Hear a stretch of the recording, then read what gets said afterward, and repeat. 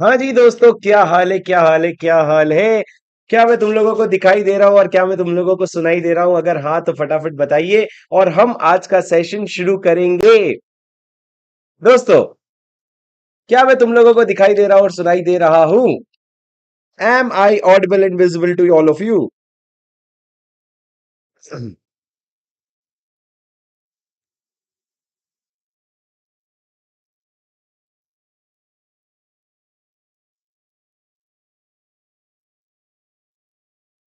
Sir, शुरू करेंगे आज की क्लास? सर शुरू करो, हम तो कब से आपका वेट कर रहे हैं। दोस्तों, एक बार क्लास शुरू करने के पहले मैं आप लोगों को रिवीजन का, जो आप लोग बोल रहे हो कि आप लोगों को शेड्यूल जानना था, वो शेड्यूल मैं आप लोगों को बता देता हूं। अगर मेरे स्क्रीन पे खुला होगा तो मैं आप लोगों को शेड्यूल बता दूंगा, वरना गिव अवे रिजल्ट बेटा कल तक अनाउंस हो जाएगा। अच्छा सुनो, शेड्यूल जानना था आप लोगों को, schedule schedule schedule schedule schedule. ठीक है, schedule schedule schedule schedule schedule. ये रहा दोस्तों, ये अपना लॉ का शेड्यूल रहने वाला है। अगर आप देखेंगे तो ये आपके लॉ का शेड्यूल है। आज हम शेड्यूल पे हैं, अपना शेयर कैपिटल और डिवेंचर है। उसके बाद शायद ये अकाउंट्स ऑफ कंपनीज बस एक यहाँ से हट जाएगा। उसके अलावा incorporation of companies, prospectus, management, admin, audit, charges, deposit, dividend, इस तरीके से हम लोग पूरा कैश खत्म करने वाले हैं। इस तरीके से हम लोग कंपनीज एक्ट पूरा खत्म करने वाले हैं। उम्मीद है आपको समझ आया होगा सर। ठीक है सर, ये शेड्यूल आपको कहाँ मिलेगा? स्क्रीन पे ही देख लो ना, इतना सा तो है बस, उसके अलावा आपको क्या देखना है? अब सर पक्का पहले कमेंट में वादा करो आप लोग मेरे साथ आखिरी दिन तक बने रहोगे। मतलब जो रिकॉर्डेड देख रहे हैं वो लोग तो रहेंगे ही रहेंगे सर। आप लोग जो 11 तारीख तक पूरा मेरे साथ बने रहोगे, लगे तो 12 तारीख तक कम से कम कंपनीज एक्ट के लिए। उसके बाद अपन क्या शुरू करेंगे सर? उसके बाद अपन अदर लॉ भी शुरू करेंगे। क्या आपको मेरी बात समझ आई? दोस्तों, क्या आपको मेरी बात समझ आई? जी हाँ सर। चलो आज की क्लास शुरू करते हैं। वादा रहा, वादा रहा। चलो सर, आज की क्लास शुरू करते हैं। आज की क्लास में हम लोग सेक्शन 61 से लेकर के 71 तक खत्म करने वाले हैं सर। उसके बाद हमारा क्या हो जाएगा? पूरा का पूरा चैप्टर खत्म हो जाएगा सर। 61 क्या कहता है? सेक्शन 61 बात करता है, कल सर हमने सेक्शन 60 तक 59 तक खत्म कर लिया था। 61 क्या कहता है? देवांग, मैंने पढ़ लिया नोट्स बेटा, मैं क्लास के बाद देखता हूं, ठीक है? अब मेरी बात सुनो सर। दोस्तों, सबसे पहले वीडियो को लाइक करो, चला फटाफट। ये क्या कर रहे हो तुम लोग? ऐसा करोगे यार मेरे लिए? हाँ, भगवान, जो जो इस वीडियो को लाइक करेगा, शेयर कैपिटल से आने वाला हर क्वेश्चन का आंसर उसको आएगा। प्लीज भगवान, मेरी आपसे दुआ है। फटाफट चलो वीडियो को लाइक करो और मेरी बात सुनो। दोस्तों शुरू करते हैं, मेरी बात सुनो सर। शेयर कैपिटल के बारे में सेक्शन 61 क्या कहता है? Power of limited capital company to alterate share capital. एक लिमिटेड कंपनी क्या अपने शेयर कैपिटल को ऑल्टर कर सकती है? जी हाँ, बिल्कुल ऑल्टर कर सकती है। क्या करना पड़ेगा सर? उसको सबसे पहले पास करना, उसको एओए से अथॉरिटी चाहिए होगी। फिर उसके बाद वो जनरल मीटिंग में ऑल्टरेशन कर सकती है सर। उसको ओआर लगेगा कि एसआर? सर उसको ऑर्डिनरी रेजोल्यूशन पास करना पड़ेगा। मतलब अगर एक कंपनी, लिमिटेड कंपनी, अगर अपने शेयर कैपिटल को ऑल्टर करना चाहती है तो उसको एओए से अथॉरिटी लगेगी। सर शेयर कैपिटल के बारे में कहां लिखा है? आपके एमओए में लिखा रहता है सर। एमओए का कौन सा क्लॉज? ऑथराइज शेयर कैपिटल वाला क्लॉज। वो अगर आप ऑल्टर करना चाहते हो ना, तो आपको ओआर पास करके आप कर सकते हो, एसआर की जरूरत नहीं पड़ेगी। पर सर ऑल्टरेशन मतलब क्या होता है? मैं आपको बता रहा हूं, सुनो। ऑल्टरेशन मतलब क्या होता है? ऑल्टरेशन मतलब इंक्रीज, कंसोलिडेट, डिवाइड। सर एक बार पढ़ो क्या लिखा है पहले यहां पे, फिर मैं आपको बताता हूं। Increase, consolidate, divide, convert, divide, cancel. Sir increase, consolidate, divide, convert, सब डिवाइड, कैंसल। क्या बोला मैंने sir? Increase, consolidate, divide, convert, सब डिवाइड, कैंसल। सर ये आपको याद करना है। आपको इससे सारे पॉइंट याद आ जाएंगे। क्या कहा मैंने? इंक्रीज, कंसोलिडेट, डिवाइड, कन्वर्ट, सब डिवाइड, कैंसिल। सर ये कर लोगे आप? एक बार कर लो ना, घर में कोई नहीं दिख रहा होगा, इसे चुप करके दरवाजा बंद करके कर लो। मैं भी ऐसे ही करता हूं sir. Increase, consolidate, divide, convert, सब कन्वर्ट, डिवाइड। सर ये क्या हो गया? Divide, cancel. सर ये क्या हो गया? आपके पॉइंट्स। सर इंक्रीज मतलब क्या? आप अपने ऑथराइज शेयर कैपिटल को इंक्रीज कर सकते हो जितना आपको ठीक लगे। फिर मैंने कहा सर कंसोलिडेट एंड डिवाइड मतलब क्या? अगर आपका एक शेयर 10 रुपए का है, आपके पास टोटल 100 शेयर है, जो 10 रुपए का एक है, तो 1000 रुपया हो गया।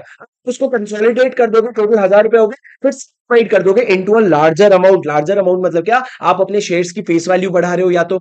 तीसरा, कन्वर्ट करोगे इनटू अ स्टॉक। आप उसको कन्वर्ट कर दोगे स्टॉक में, और कन्वर्ट करने के बाद रिकन्वर्ट कर दोगे into fully paid up shares. Sir आप स्टॉक में कन्वर्ट करके रिकन्वर्ट कर दोगे। ये एक तरह से कंसोलिडेशन के जैसा ही है, पर लैंग्वेज क्या है? Convert into a stock and then reconvert into fully paid up shares. उसके बाद sir subdivide into shares of smaller amount, then it is fixed by memorandum. अब आप फेस वैल्यू क्या कर रहे हो? कम कर रहे हो। यहाँ पे फेस वैल्यू बढ़ा रहे हो, यहाँ पे फेस वैल्यू कम कर रहे हो। यहाँ पे ऑथराइज शेयर कैपिटल बढ़ा रहे हो, यहाँ पे स्टॉक में कन्वर्ट कर रहे हो। और लास्ट में सर ये इंपॉर्टेंट है, आप कैंसिल कर सकते हो वो सारे shares which have not been taken by any person. तक इशू नहीं हुए and diminish the amount of it share capital by the amount of share so cancelled, आप उसको कम भी कर सकते हो, मतलब सर आपका ऑथराइज शेयर कैपिटल कम भी हो सकता है, मतलब बढ़ाना कम करना दोनों भी कर सकते हो sir. Increase, consolidate, divide, convert, सब डिवाइड, कैंसिल, बुझिला, समझे। अब सर ये जो आपने कैंसिलेशन किया है ना, it will not be deemed to be a reduction of share capital, उसको शेयर कैपिटल का रिडक्शन नहीं माना जाएगा, it will not be deemed to be a reduction of share capital. क्या तुमको मेरी बात समझ आई? हाँ सर। हाँ ठीक है बेटा मुस्कान, मैं आपको आज क्वेश्चन बैंक का भी बताता हूं। उसके बाद सर सेक्शन 62 की बात करते हैं। सेक्शन 62 किस बारे में बात करते हैं sir? Further issue of share capital की बात करता है सर। ये बहुत इंपॉर्टेंट सेक्शन है, मेरी बात सुनो, हम लोग मेरे नोट से पढ़ेंगे सर, जो हमने क्लास में बनाया था। अगर आप लोगों को ये, आप लोगों के पास, जिनके पास क्लास के स्टूडेंट्स नहीं है, जिनके पास ये नोट्स नहीं है, आप लोग अपने अपने समरी नोट से ही देखो, आपको सारे कॉन्सेप्ट वही मैच होंगे। पर जिनके पास नोट्स है आप लोग यहां से देखो, आप लोग चाहो तो पॉज करके नोट्स लिख भी सकते हो। बेटा ये नोट्स मैं आपको दे नहीं पाऊंगा, पूरे पूरे क्लास के नोट्स है, पर आप इसको पॉज कर करके एक बार आराम से लिख सकते हो। मेरी बात सुनो बेटा, such share shall be offer to, दोस्तों आप क्या सेक्शन 61 पढ़ रहे हैं, 62 पढ़ रहे हैं, further issue of shares. Sir ये सुपर से भी ऊपर इंपॉर्टेंट है, further issue of share capital. क्या एक कंपनी और शेयर कैपिटल इशू कर सकती है? जी हाँ बिल्कुल सर, तीन तरीके से इशू कर सकते हो। पहला राइट इशू, दूसरा ईसॉप के तरीके से, और तीसरा इशू टू एनी पर्सन, मतलब किसी को भी। सर राइट इशू आप किसको करते हो? मेंबर्स को। ईसॉप किसको करते हो? एम्प्लॉय को। और तीसरा किसको कर रहे हो? दुनिया में किसी को भी इशू कर रहे हो। तो सर तीन कंडीशन है। पहला राइट इशू की बात करते हैं, अगर आप राइट इशू करना चाहते हो ना, तो it will be made in proportion to the paid up share capital. मतलब अगर एक मेंबर 10 शेयर होल्ड कर रहे हैं तो उसको 10 शेयर के हिसाब से राइट मिलेगा। सर ऑफर के लिए आप एक नोटिस भेजोगे, नोटिस कैसे भेजोगे सर? आप रजिस्टर्ड पोस्ट, स्पीड पोस्ट या इलेक्ट्रॉनिक मोड या कुरियर से भेजोगे, और कम से कम 3 डेज पहले भेजोगे। जब आपका ऑफर ओपन हो रहा है ना, उसके कम से कम 3 दिन पहले भेजोगे। And specify the number of share offered, आप सामने वाले को बताओगे उसको कितने शेयर्स मिल रहे हैं। सर कितने दिन के अंदर उसको एक्सेप्ट करना होगा? 15 दिन से कम का टाइम मत देना, पर 30 दिन से ज्यादा का टाइम भी मत देना सर। और ये जो 15 दिन का भी मिनिमम टाइम है ना, ये भी कम कर सकते हैं। अगर एक प्राइवेट कंपनी चाहे ना, तो ये 15 दिन का, मैं देख लेता हूं बेटा चाची, मैं एक बार चेक कर लेता हूं, अभी क्लास के बाद करूं क्या ये सब एडमिन काम? प्लीज थोड़ा सा आप मेरे को एक बार बता के रख दो, पर मैं अभी रिप्लाई नहीं करूंगा, मैं क्लास के बाद चेक कर लूंगा। सर मैंने क्या कहा? Time limit for acceptance. Time limit for acceptance क्या होगा? 15 दिन से कम आपको नहीं मिलेगा, बट अप टू 30 डेज मिल सकता है। सर अगर नहीं एक्सेप्ट हुआ तो डीम्ड डिक्लाइन मान लिया जाएगा। पर सर ये 15 दिन से कम का टाइम कब मिलेगा? अगर प्राइवेट कंपनी है और उसमें 90% मेंबर कंसेंट दे देते हैं कि यार 15 दिन हमको नहीं लगेगा, तो फिर 15 दिन नहीं लगेगा, तुम 7 दिन में भी क्या कर सकते हो? राइट इशू का ऑफर को क्लोज कर सकते हो। सर मेरी बात ध्यान से सुनना, क्या चल रहा है राइट इशू? राइट इशू में सोचो राम करके एक शेयर होल्डर है, राम करके शेयर होल्डर को सबसे पहले बताना पड़ेगा भैया तू कितने शेयर्स के लिए राइट, कितने राइट शेयर्स के लिए एलिजिबल है। कैसे बताओगे सर? नोटिस भेजोगे कितने दिन पहले? जब आपका ऑफर ओपन हो रहा है कम से कम 3 दिन पहले। रजिस्टर्ड पोस्ट, स्पीड पोस्ट या इलेक्ट्रॉनिक मोड से भेजोगे। उसके बाद सर आप बताओगे कितने शेयर्स के लिए तो एलिजिबल है, कितने दिन के अंदर राम को अप्लाई करना है। या तो ऑफर शुरू होने के 15 दिन आप मिनिमम 15 दिन दोगे, पर मैक्सिमम 30 दिन दोगे। पर ये जो मिनिमम 15 दिन का टाइम है ना, इसको कम भी कर सकते हो अगर एक प्राइवेट कंपनी और 90% मेंबर ने कंसेंट कर दिया कि अरे हमको 15 दिन नहीं लगेगा, हम तो 2 दिन में कर देंगे, तो 2 दिन में कर देंगे। तो सर 90% लोगों ने कंसेंट दे दिया, तो आप उसको 15 दिन से भी कम कर सकते हो। पर लोगों के कंसेंट से आप उसको 30 दिन से बढ़ा नहीं सकते। सर ये एक्सेप्शन सिर्फ 15 दिन को कम करने के लिए है, 30 दिन को बढ़ाने के लिए नहीं है। और सर अगर उन्होंने सबसे समय पे एक्सेप्ट नहीं किया, तो क्या मान लिया जाएगा? डीम्ड डिक्लाइन मान लिया जाएगा। सर क्या राइट टू रिनाउंस होता है? जी हाँ सर, अगर एओए में ऐसा कुछ रोक टोक ना हो, तो हर राइट इशू में राइट टू रिनाउंस होता है। राइट टू रिनाउंस मतलब आप अपना हक किसी और को बेच सकते हो। अब सर अगर आपने अपना राइट्स यूज नहीं किया, आपने अपना राइट्स एक्सरसाइज नहीं किया, तो क्या होगा सर? तो जो बोर्ड ऑफ डायरेक्टर है ना, अब वो शेयर्स को डिस्पोज ऑफ करेगा in a manner non disadvantageous to the company और शेयर होल्डर। मतलब इस तरीके से बेचना जिससे किसी का भी नुकसान नहीं होगा, चाहे वो कंपनी हो या चाहे वो शेयर होल्डर हो। समझे क्या? समझे क्या sir? In a manner not disadvantages to the company और the shareholder. Did you understand? हाँ सर। अब क्या लिखा है? No SR is required in case of right issue. Sir right issue के केस में एसआर की कोई जरूरत नहीं पड़ती, ओआर भी नहीं लगता। बताओ क्यों?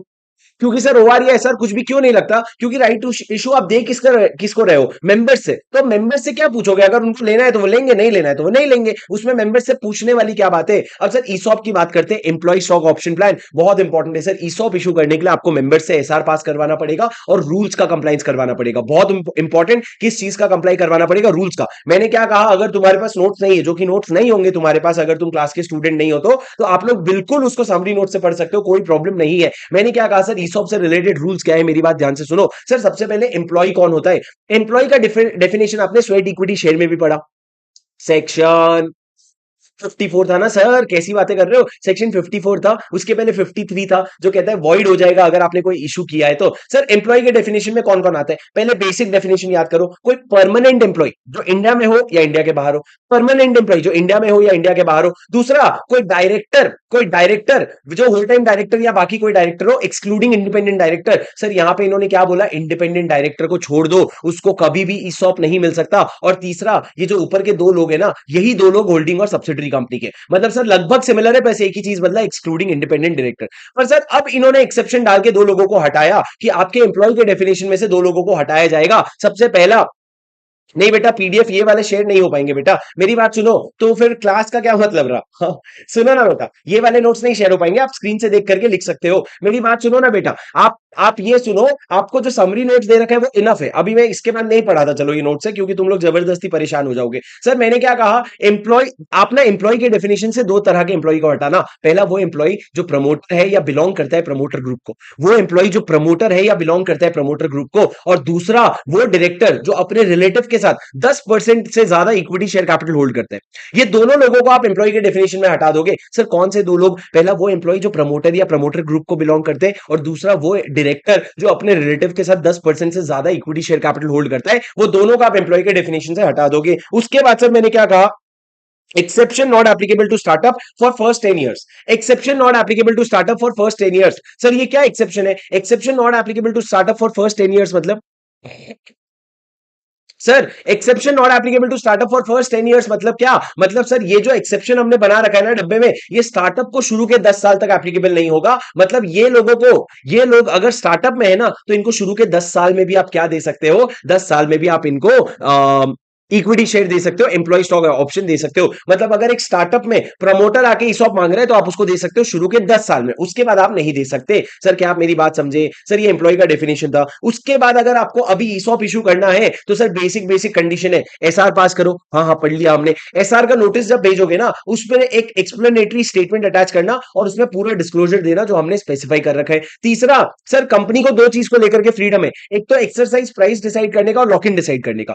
स्वेट इक्विटी शेयर में हमने लॉक इन 3 साल का फिक्स कर दिया था, पर यहां पे लॉक इन कौन डिसाइड करेगा? कंपनी खुद डिसाइड करेगा। सर वेस्टिंग पीरियड जो है वो कम से कम 1 साल होना चाहिए, ऐसा हम बोल रहे हैं। 1 साल से कम का वेस्टिंग पीरियड मत डालना। सर आपको वेस्टिंग पीरियड और ये सब टर्म समझते हैं ना? अभी हम रिविजन कर रहे हैं बेटा। वेस्टिंग पीरियड मतलब क्या होता है कि आज जब तुमको ऑफर दे रहे हैं और जब तुम ये ऑप्शन एक्सरसाइज करोगे, दोनों में मिनिमम 1 साल का गैप होना चाहिए। सर उसके अलावा जब तक आपने ऑप्शन को एक्सरसाइज नहीं किया है, तब तक कोई राइट टू वोट या डिविडेंड नहीं मिलेगा। ना ही आपको कोई डिविडेंड मिलेगा, ना ही कोई राइट टू वोट मिलेगा। सर ये ऑप्शन जो है ये ट्रांसफरेबल भी नहीं है, और आप इसको प्लेज या हिपोथिकेट भी नहीं कर सकते। ऑप्शन जो है ना, ये मेरा कोई एसेट नहीं है, इसको मैं ट्रांसफर नहीं कर सकता, और इसको मैं क्या नहीं कर सकता? प्लेज या हिपोथिकेट नहीं कर सकता। सर किसको मिलेगा ईसॉप्स? ध्यान रखना सिर्फ एम्प्लॉइज को मिलेगा।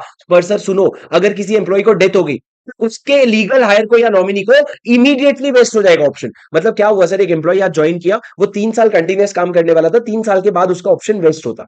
आज अगर उसकी डेथ हो गई, 15 दिन के बाद ही अगर उसकी डेथ हो गई, तो सर भले 3 साल नहीं हुआ है, पर ये ऑप्शन इमीडिएटली वेस्ट हो जाएगा उसके लीगल हायर या नॉमिनी को। दूसरा सर, अगर वो परमानेंटली इनकैपेसिटेट हो गया, तो सर इमीडिएटली वेस्ट हो जाएगा उसी को, उसको खुद को इमीडिएटली वेस्ट हो जाएगा। और अगर उसने रिजाइन कर दिया ना, तो आपका ऑप्शन एक्सपायर हो जाता है, फिर कोई बात नहीं बचती है।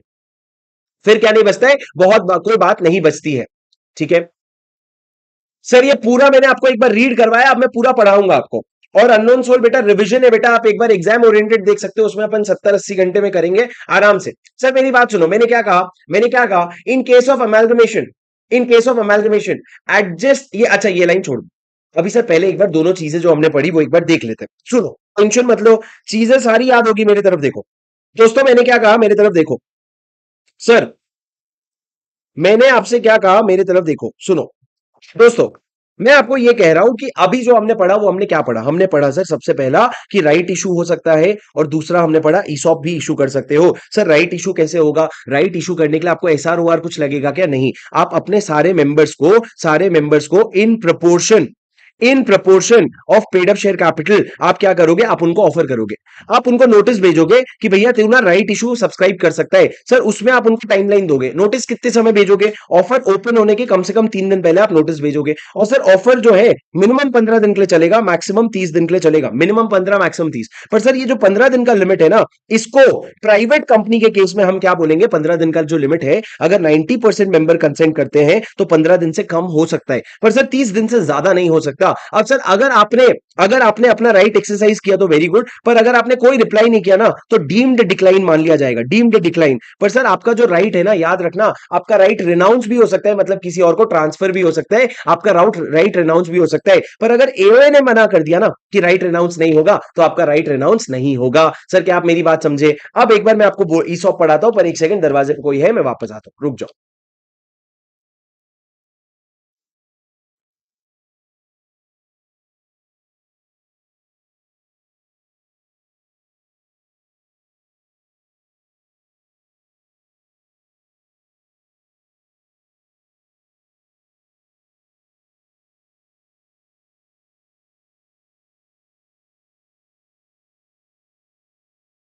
यस गाइस, सॉरी सॉरी, सुनो।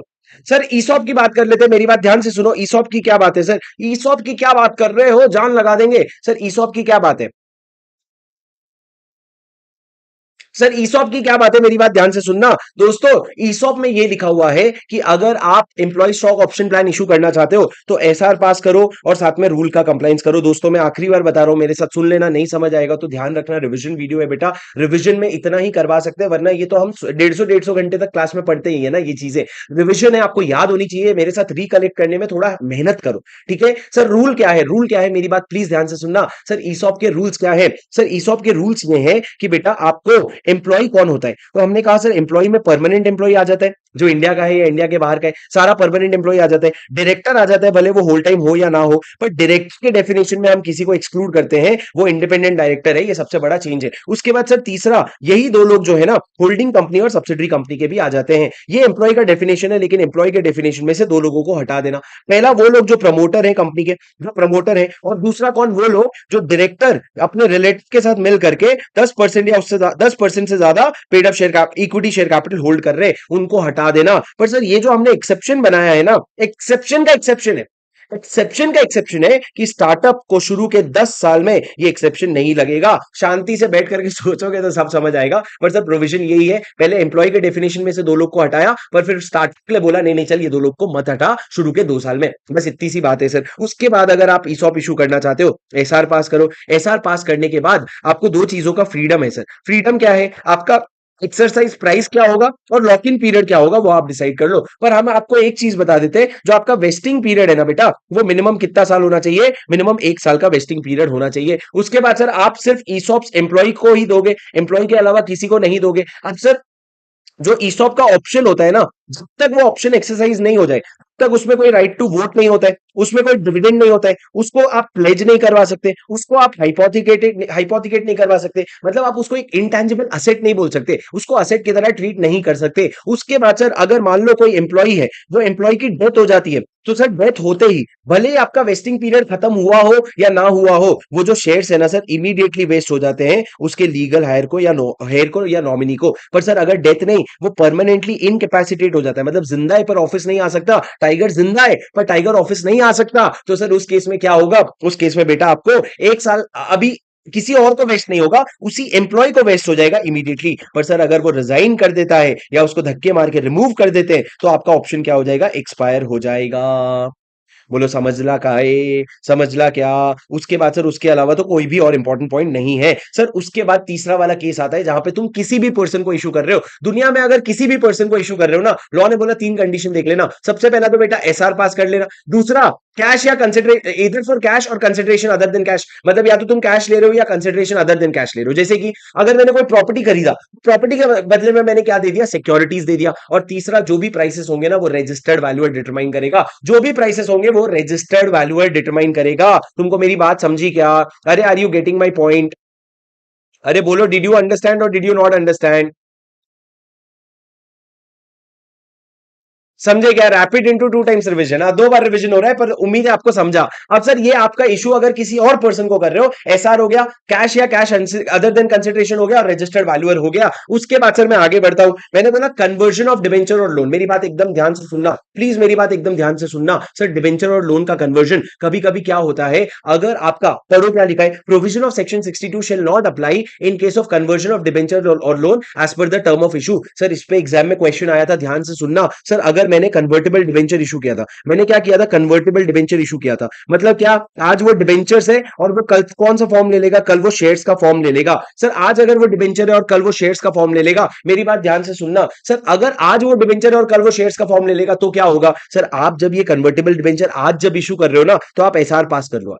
तो जब एसआर पास करवा लिया, फिर कल जाके जब कन्वर्जन होगा ना, तब हमको और कोई एसआर या शेयर होल्डर की अप्रूवल की जरूरत नहीं पड़ेगी। पर सर शर्त यह है कि जब आपने एसआर पास किया था ना, तो आपने कन्वर्जन के कुछ टर्म्स लिखे होंगे, उस टर्म्स के हिसाब से कन्वर्जन हो रहा है बस। तो सर देखो, वैसे तो हम जब भी इक्विटी शेयर इशू करते हैं तो हम एसआर का अप्रूवल लेते हैं, पर अगर आपने कन्वर्टेबल डिबेंचर इशू किया था, वो कन्वर्ट हो रहा है, तो फिर उसमें आपको एसआर नहीं लगेगा। शर्त यह है, जब आप इशू कर रहे थे ना डिबेंचर, तभी आपने एसआर पास कर लिया था। सर यहां पे क्या लिखा है, provision of section 62 shall not apply. उसके बाद सर कभी कभी क्या होता है, सरकार आकर के मचाती है, ये सबसे इंपॉर्टेंट प्रोविजन है। सर कभी कभी क्या होता है, गवर्नमेंट ने आपको डिबेंचर इशू किया है, गवर्नमेंट ने आपको पैसा दिया है, बदले में आपने डिबेंचर दिया है, मतलब गवर्नमेंट ने आपको लोन दिया है। सर गवर्नमेंट को क्या लग रहा है, अचानक से सो के उठा और मैंने पब्लिक इंटरेस्ट में ये इंपॉर्टेंट है, पब्लिक इंटरेस्ट में ये इंपॉर्टेंट है, क्या करेंगे कि हम ना डिवेंचर को इक्विटी में कन्वर्ट कर देते हैं। सर क्या रेट पे करेंगे, हमारी मर्जी, जो भी गवर्नमेंट को रीजनेबल लगेगा उसके ऊपर। तो सर उस केस में क्या होगा, सर क्या कन्वर्जन हो जाएगा? जी हाँ सर, गवर्नमेंट कभी कभी क्या करता है, कंपनी जिसको लोन दे रखा है या कंपनी जिसका डिबेंचर ले रखा है, उसको ऑर्डर करता है कि ये जो लोन या डिबेंचर है, इसको हम इक्विटी में कन्वर्ट कर रहे हैं। सर क्या होगा टर्म्स ऑफ कन्वर्जन, ये टर्म्स वो होगा जो सरकार को रीजनेबल लगे, जो सरकार को रीजनेबल लगे। और सरकार ये कन्वर्जन कौन से हथियार पे कर रहा है, पब्लिक इंटरेस्ट के हथियार पे कर रहा है। तो सर इस तरह का कन्वर्जन हो जाएगा। अक्सर कन्वर्जन हो जाएगा तो उसका इंपैक्ट क्या होगा देखना, if such terms are not acceptable. मान लो जो टर्म्स पे कन्वर्जन हो रहा है वो कंपनी को अगर एक्सेप्टेबल नहीं है, तो वो अपील फाइल करेगा, किसको, ट्राइब्यूनल को। कितने दिन के अंदर, सीजी के ऑर्डर के 60 दिन के अंदर। पर सर जब कन्वर्जन का ऑर्डर आ रहा है ना, तो गवर्नमेंट ध्यान रखेगा कंपनी का फाइनेंशियल पोजीशन क्या है, इशू के टर्म्स क्या थे, रेट ऑफ इंटरेस्ट क्या था, और बाकी चीजों को ध्यान रखेगा। अब सर जैसे ही सीजी ऑर्डर देता है ना कन्वर्जन का, दो बहुत खतरनाक चीज होती है। सबसे पहले MOA stands altered, memorandum of association alter हो जाता है। क्यों सर? क्योंकि आपका ऑथराइज शेयर कैपिटल जो है ना, वो इंक्रीज हो जाता है। कितने से इंक्रीज हो जाता है? जितना आपका value of shares to which debenture is converted. जो डिबेंचर्स आपने कन्वर्ट किया ना, डिबेंचर्स आपने जब कन्वर्ट किया, तो जितना आपने शेयर्स इशू किया, उसकी जो वैल्यू है ना, उतने से आपका एएससी बढ़ जाता है, और एएससी बढ़ने की वजह से आपका एमओए ऑल्टर हो जाता है। ये दोनों ऑटोमेटिकली होता है। सर एक बार फिर से आप लोगों के लिए समराइज कर दूं, क्या कहा मैंने, मेरी बात ध्यान से सुनना। कभी कभी गवर्नमेंट क्या करता है, किसी कंपनी को लोन देता है या उनका डिबेंचर लेता है, पर अगर उसको लगता है पब्लिक इंटरेस्ट में ये सही रहेगा, तो वो कन्वर्जन ऑर्डर कर देता है इनटू इक्विटी। सर अभी कन्वर्जन का टर्म्स क्या होगा, कन्वर्जन का टर्म्स जो है वो सेंट्रल गवर्नमेंट डिसाइड करता है, जो उसको रीजनेबल लगे। पर सर जब वो डिसाइड करता है ना, तो वो कंपनी का फाइनेंशियल पोजीशन हो गया, उसका रेट ऑफ इंटरेस्ट हो गया, उसकी बाकी टर्म्स ऑफ इशू, सारी चीजें देखेगा और फिर डिसाइड करेगा। सर क्या हथियार के बेसिस पे डिसाइड करेगा, पब्लिक इंटरेस्ट के बेसिस पे डिसाइड करेगा कि कन्वर्जन करना है। पर सर अगर जो टर्म्स हैं वो कंपनी को फेवरेबल नहीं लग रहे ना, तो कंपनी चला जाएगा ट्राइब्यूनल के पास। कितने दिन के अंदर? 60 डेज। 60 डेज जब सीजी ने ऑर्डर दिया ना, उसके 60 डेज के अंदर तुम ट्राइब्यूनल के पास चले जाओ। अब सर जैसे ही ये कन्वर्जन हो जाता है ना, मान लो ट्राइब्यूनल ने मना नहीं किया, ट्राइब्यूनल ने बोला कन्वर्जन कर दो, तो जब कन्वर्जन होता है तो इफेक्ट ये होता है कि जो आपका मान लो 100 करोड़ का लोन था, वो 100 करोड़ का लोन जो है वो 90 करोड़ की इक्विटी में कन्वर्ट हो गया अगर, तो सर आपका ऑथराइज शेयर कैपिटल जो है ना, वो 90 करोड़ से बढ़ जाएगा। कितने से बढ़ जाएगा? 90 करोड़ से ऑटोमेटिकली बढ़ जाएगा। और इसके वजह से आपका एमओए जो है ना, ऑटोमेटिकली ऑल्टर हो जाएगा। आपको कोई एसआर वैसार पास करने की जरूरत नहीं पड़ेगी, क्योंकि आपको पता है सेक्शन 13 ये कहता है कि एमओए को ऑल्टर करने के लिए एसआर पास करना पड़ता है, पर यहां पे घंटा नहीं पास करना पड़ेगा, ऐसे ही आपका ऑटोमेटिक कन्वर्जन हो जाएगा। सर ये पूरा का पूरा आपका सेक्शन 62 था, बहुत बड़ा सेक्शन था, बहुत बड़ा सेक्शन था। अब सर क्या आपने मेरे को, आपको समझ आया क्या? फटाफट मेरे को बताओ चैट में, फटाफट मेरे को चैट में बताओ कि तुमको समझ आया क्या। तुम लोग वीडियो को लाइक नहीं कर रहे हो दोस्तों, ऐसा करोगे तुम मेरे साथ? क्या कभी भी ऐसा होना चाहिए कि जब कोई इतना अच्छा रैपिड रिवीजन इतने डिटेल में तुम्हारे ले रहा है, क्या तो उसमें नंबर ऑफ व्यूअर्स से ज्यादा लाइक्स नहीं होने चाहिए?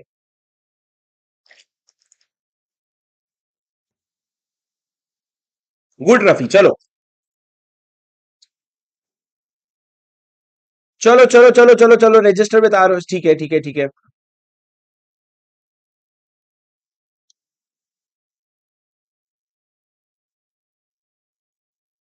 चलो गाइस, सर आगे बढ़ते हैं सेक्शन नंबर 63 पढ़ेंगे। मेरी बात एकदम ध्यान से सुनना सर, पूरा फोकस डालना। बोनस शेयर्स क्या होते हैं? बोनस शेयर्स मतलब अगर एक कंपनी के ऑलरेडी शेयर होल्डर्स है, उनको आप और शेयर्स इशू कर रहे हो तो उसको बोनस शेयर कहते हैं। एक काम करते हैं, ये नोट छोड़ो, अपन ना बोनस शेयर्स वगैरह सारे अपने यहाँ के अपने मटेरियल के नोट से पढ़ लेते हैं। सर बोनस शेयर्स क्या होता है, मेरी बात एकदम ध्यान से सुनना। सर बोनस शेयर्स क्या होता है? एक कंपनी अगर चाहे ना तो fully paid up bonus shares दे सकती है। सर बोनस शेयर्स आप किसको दोगे? मेंबर को, क्रेडिटर को, डिबेंचर होल्डर को। सर आप बोनस शेयर सिर्फ और सिर्फ अपने कंपनी के मेंबर्स को दोगे। सर बोनस शेयर्स कहां से दोगे आप? बोनस शेयर्स या तो फ्री रिजर्व से दोगे, या फिर सिक्योरिटी प्रीमियम अकाउंट से, या सीआरआर अकाउंट से। ये तीन अकाउंट है जो बोनस के लिए यूज हो सकते हैं। आपने सर पढ़ा भी है, फ्री रिजर्व बोनस के लिए यूज हो सकता है, एसपीए यूज हो सकता है, और सीआरआर का तो सिर्फ एक ही यूज है, बोनस शेयर से। पर सर बोनस शेयर्स इशू कर रहे हो ना, तो आप कभी भी रीवैल्यूएशन रिजर्व को कैपिटलाइज नहीं करोगे। बोनस शेयर्स इशू करने के लिए आप कभी भी रीवैल्यूएशन रिजर्व को कैपिटलाइज नहीं करोगे। सर क्या मैं बोल सकता हूं issue of bonus share is nothing but capitalisation of free reserve? Capitalisation of free reserve मतलब आप अपने रिजर्व को इक्विटी में कन्वर्ट कर रहे हो, पर रीवैल्यूएशन रिजर्व को कभी इक्विटी में कन्वर्ट नहीं करना। पर सर अगर आप बोनस शेयर इशू करना चाहते हो ना, तो आपको कंडीशन है। क्या है कंडीशन? 6 कंडीशन है सर। देखो, सबसे पहला क्या? एओए में अथॉरिटी होनी चाहिए। दूसरा, आपको रिकमेंडेशन देगा कौन? बोर्ड। बोर्ड रिकमेंडेशन देगा और फिर जनरल मीटिंग में ऑथराइज होगा। सर जैसे डिविडेंड होता है, डिविडेंड बोर्ड रेकमेंड करता है और फिर जनरल मीटिंग में अप्रूव होता है, वैसे बोनस शेयर्स भी बोर्ड रेकमेंड करेगा, जनरल मीटिंग में ऑथराइज होगा। सर क्या एसआर लिखा है यहाँ पे? नहीं, तो ओआर पास करके भी हो जाएगा। उसके बाद sir there should be no default in payment of interest और कैपिटल ऑफ फिक्स्ड डिपॉजिट। आपने फिक्स्ड डिपॉजिट की रीपेमेंट में कोई भी डिफॉल्ट नहीं किया है। आपने स्टैट्यूटरी ड्यू में कोई भी डिफॉल्ट नहीं किया है। स्टैट्यूटरी ड्यू ऑफ एम्प्लॉइज में आपने पार्टली पेड अप शेयर्स को फुली पेड अप शेयर्स कर लिया है, पार्टली पेड अप शेयर्स को फुली पेड अप शेयर्स में कन्वर्ट कर लिया है, और कोई भी अदर कंडीशन एज में भी प्रिस्क्राइब। अदर कंडीशन एज में भी प्रिस्क्राइब में इन्होंने क्या प्रिस्क्राइब किया है कि बोनस अगर एक बार अनाउंस हो गया है तो फिर बोनस विड्रॉ नहीं हो सकता। Bonus once announced can not be withdrawn. Sir ये 6 कंडीशन को मद्देनजर रखते हुए आप बोनस इशू कर सकते हो। सर क्या 6 कंडीशन है? ए ओ ए। दूसरा, आपका बोर्ड रेकमेंड करेगा और शेयर होल्डर जनरल मीटिंग में ऑथराइज करेंगे। तीसरा, आपने डिफॉल्ट नहीं किया है। तीसरा और चौथा डिफॉल्ट नहीं किया है। कौन सा डिफॉल्ट नहीं किया है? फिक्स्ड डिपॉजिट के रीपेमेंट में। और फोर्थ वाला क्या है? स्टैट्यूटरी ड्यूज में पेमेंट, एम्प्लॉय के स्टैट्यूटरी ड्यूज में। और उसके बाद फिफ्थ क्या है? कोई भी पार्टली पेड अप शेयर्स नहीं होना चाहिए। सबसे पहले partly paid up shares fully paid up में कन्वर्ट होंगे, और उसके बाद कुछ एडिशनल कंडीशन अगर हो तो। एडिशनल कंडीशन क्या है? बोर्ड एक बार बोनस इशू कर देते हो तो दोबारा उसको विड्रॉ नहीं कर सकते। ये सर आपका बोनस का बस 6 पॉइंट था। इस तरीके से डब्बे को देखते रहना तो आपको 6 पॉइंट याद हो जाएंगे। सर पर मेरे को एक बात बताओ, क्या रीवैल्यूएशन रिजर्व से आपने आप बोनस दे सकते हो अगर आप ये 6 के 6 कंडीशन मीट कर लो? सर क्या रीवैल्यूएशन रिजर्व से दे सकते हो? नहीं सर, रीवैल्यूएशन रिजर्व से जिंदगी में कभी नहीं दे सकते। दूसरा, मेरे को एक बात बताओ, क्या बोनस शेयर्स आप डिविडेंड के बदले में दे सकते हो? Can bonus shares be issued in the lieu of dividend? नहीं सर, ऐसा कभी भी नहीं हो सकता। Bonus can not be issued in the lieu of dividend. अब सर उसके बाद सेक्शन 64, मेरी बात सुनो। सेक्शन 64 क्या बात करते हैं? बहुत बेसिक सी बात है। सेक्शन 64 ये कहता है कि अगर आपका सेक्शन 61 में ऑल्टरेशन हुआ है। सर सेक्शन 61 कौन सा ऑल्टरेशन? जहां पे आप अपना ऑथराइज शेयर कैपिटल इंक्रीज कर रहे हो, इंक्रीज, कंसोलिडेट, डिवाइड, जो हमने अभी पढ़ा। दूसरा, अगर आप सेक्शन 62(6) में आपका ऑथराइज शेयर कैपिटल इंक्रीज हो रहा है, कौन से केस में सर? जहां पे आपका गवर्नमेंट जबरदस्ती आपका कन्वर्जन करवा रहा है। और तीसरा, अगर आपका प्रेफरेंस शेयर का रिडेम्पशन हो रहा है। तो सर ये तीनों केस में क्या होता है? आपका ऑल्टरेशन होता है। तो जब alteration of authorise share capital होता है तो लॉ कहता है कंपनी तेरे को फॉर्म एसएच 7 में एओए को बताना, आरओसी को बताना पड़ेगा 30 दिन के अंदर। आरओसी को बताना पड़ेगा 30 दिन के अंदर। दोस्तों ये वाला पॉइंट जो है ना, आपको हर बार लिखना पड़ेगा। जब आप सेक्शन 61 लिखो या 62(6) लिखो तो उसके साथ आपको सेक्शन 64 का रेफरेंस देना पड़ेगा। आपको यह कहना पड़ेगा कि अगर 61 में मेरा ऑथराइज शेयर कैपिटल चेंज हो रहा है, या 62(6) में अगर ऑथराइज शेयर कैपिटल इंक्रीज हो रहा है, या मेरा रिडेम्पशन हो रहा है, तो मेरे को 30 दिन के अंदर आरओसी को इंटीमेट करना पड़ेगा in form SH 7। Form SH 7। उसके बाद सर अगर आपने कॉन्ट्रावेंशन किया तो आपको पेनल्टी लग जाएगी। पेनल्टी बहुत ज्यादा इंपॉर्टेंट नहीं है, पर कॉन्ट्रावेंशन नको करना बाबा। कॉन्ट्रावेंशन नको करना बाबा, समझे क्या? सर ये आपका सेक्शन 64 हो गया। अब सर महारथी सेक्शन 66, मेरी बात सुनो। रिडक्शन इन शेयर कैपिटल क्या है दोस्तों? मेरी बात एकदम ध्यान से सुनो। Sir reduction in share capital बहुत खतरनाक प्रोविजन है। आप एक ही बार समझाऊंगा मैं आपको, रिवीजन है, बार बार ऑनेस्टली नहीं समझा पाऊंगा, पर आपको पता है अपन ने क्लास में कितनी मेहनत की थी वो सेक्शन को समझने के लिए। अब सर मेरी बात सुनो, रिडक्शन इन शेयर कैपिटल क्या है? सर मैं आपको पूरे प्रॉपर नोट से करवाऊंगा, ताकि जिन लोगों ने नहीं करा है वो भी लिखना चाहे तो वो लिख सकते हैं।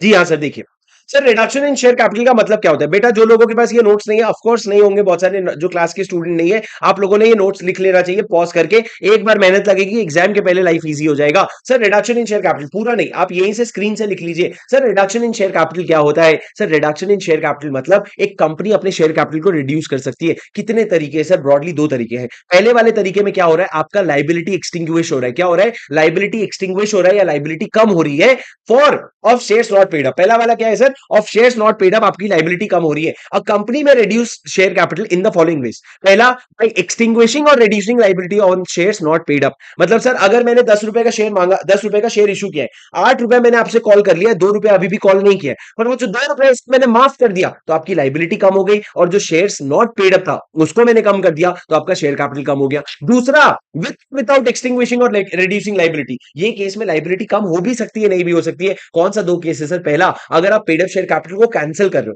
Sir paid up share capital sir जो या तो लॉस हो गया है और which is not represented by available asset.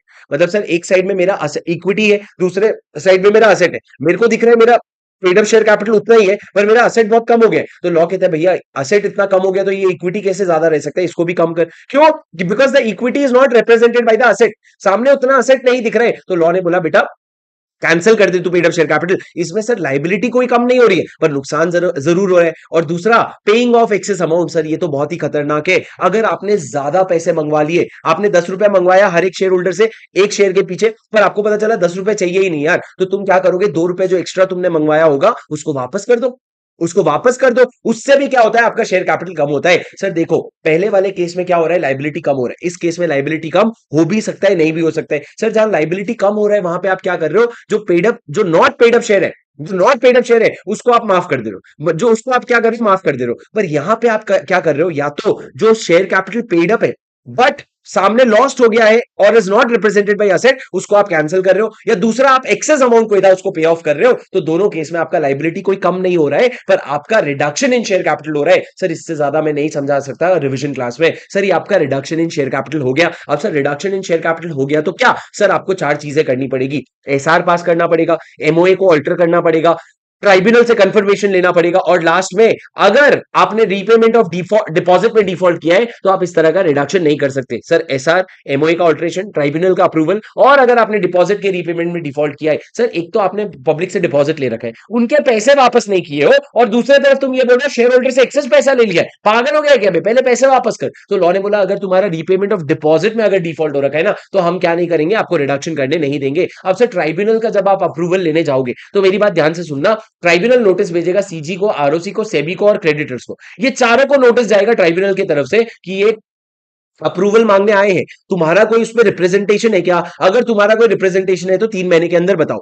अगर 3 महीने के अंदर तुम नहीं बता पा रहे हो ना, we will presume that there is no objection. हम ये मान लेंगे कि तुमको कोई ऑब्जेक्शन नहीं है। सर किसको किसको गया? सीजी, उसी का ब्रांच आरओसी, उसी का एक डिपार्टमेंट से भी अगर आप लिस्टेड कंपनी हो, और क्रेडिटर्स। क्यों सर? क्योंकि अगर शेयर कैपिटल कम होगा तो सबसे ज्यादा नुकसान किसका हो सकता है? क्रेडिटर का। वो बोलेंगे अरे मेरे पास, मेरे को देने के लिए पैसे नहीं है तुम्हारे पास, तुम मेरे को क्रेडिटर बना के रखे हो और शेयर होल्डर का पैसा वापस कर रहे हो। पागल हो रखे हो क्या? तो सर उन्होंने बोला 3 महीने के अंदर रिप्रेजेंटेशन देना, नहीं दिया तो क्या मान लेंगे? कोई ऑब्जेक्शन नहीं है। अब सर उसके बाद सुनो, ट्राइब्यूनल ऑर्डर कब देगा? सर उसने सबसे पूछ लिया, ट्राइब्यूनल तभी ऑर्डर देगा अगर वो सेटिस्फाइड है that debt of every creditor has been discharge. या तो तुमने पे कर दिया, या सिक्योर्ड मतलब सामने कोई सिक्योरिटी दे रखा है, या फिर आपने क्रेडिटर का कंसेंट ले लिया।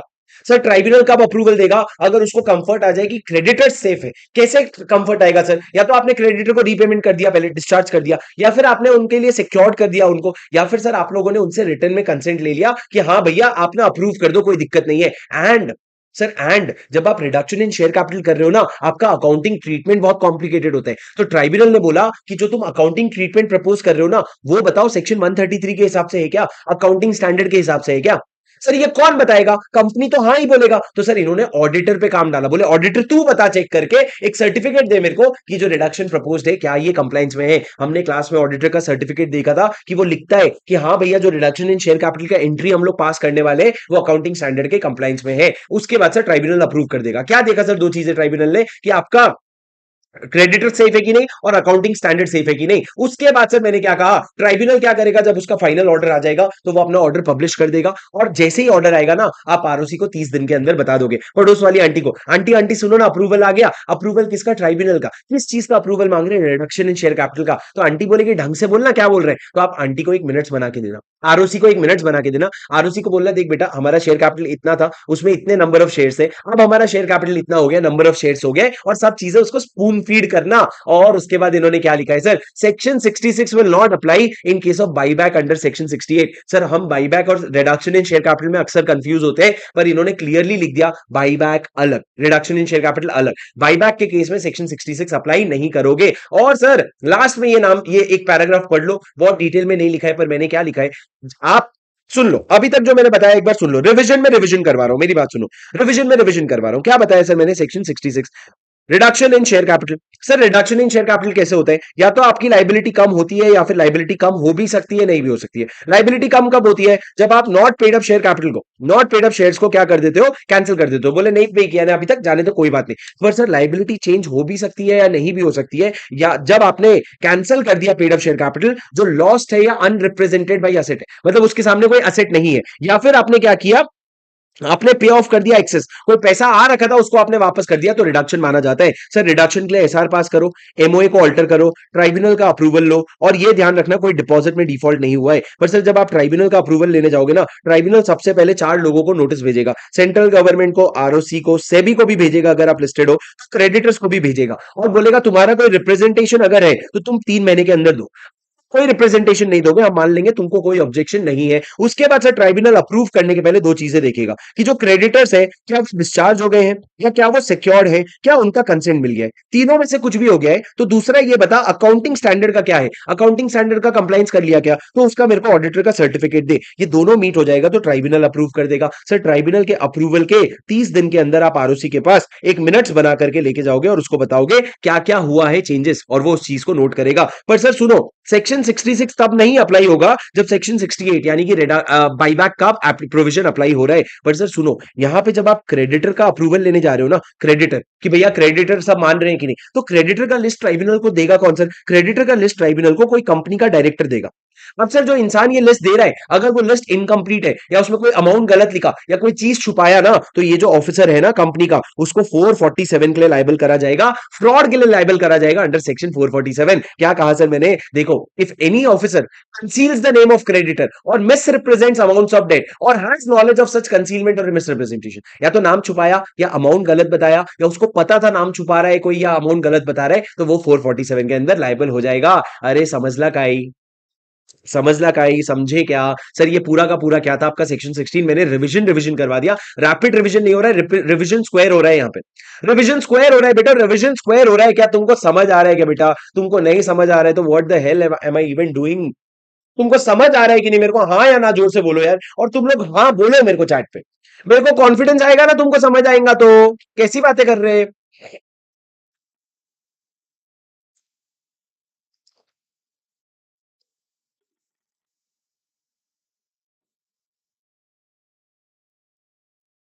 चल रहा है रिवीजन मस्त, ठीक है, वेरी गुड। बस सर आगे बढ़ जाए, मेरी बात सुनो दोस्तों, मेरी बात सुनो, please listen to me very carefully. Sir आगे बढ़ रहे हैं, उसके बाद सेक्शन 67 क्या है, सेक्शन 67 क्या है, मेरी बात एकदम पूरी दिमाग से अगर धूल हट गया, धूल लगा क्यों था पहले प्लेस में, मेरे को यह जानना है बेटा। धूल लगना नहीं चाहिए दिमाग में, सबसे पहले दिमाग का सारा धूल साफ हो जाना चाहिए पहली बार में, पर रिवीजन में नहीं, दिमाग का धूल पहले हो जाना चाहिए। सर सुनो मेरी बात सुनो, सीए फाइनल का स्टूडेंट सुनने की इच्छा होगी तो आगे आजा बेटा।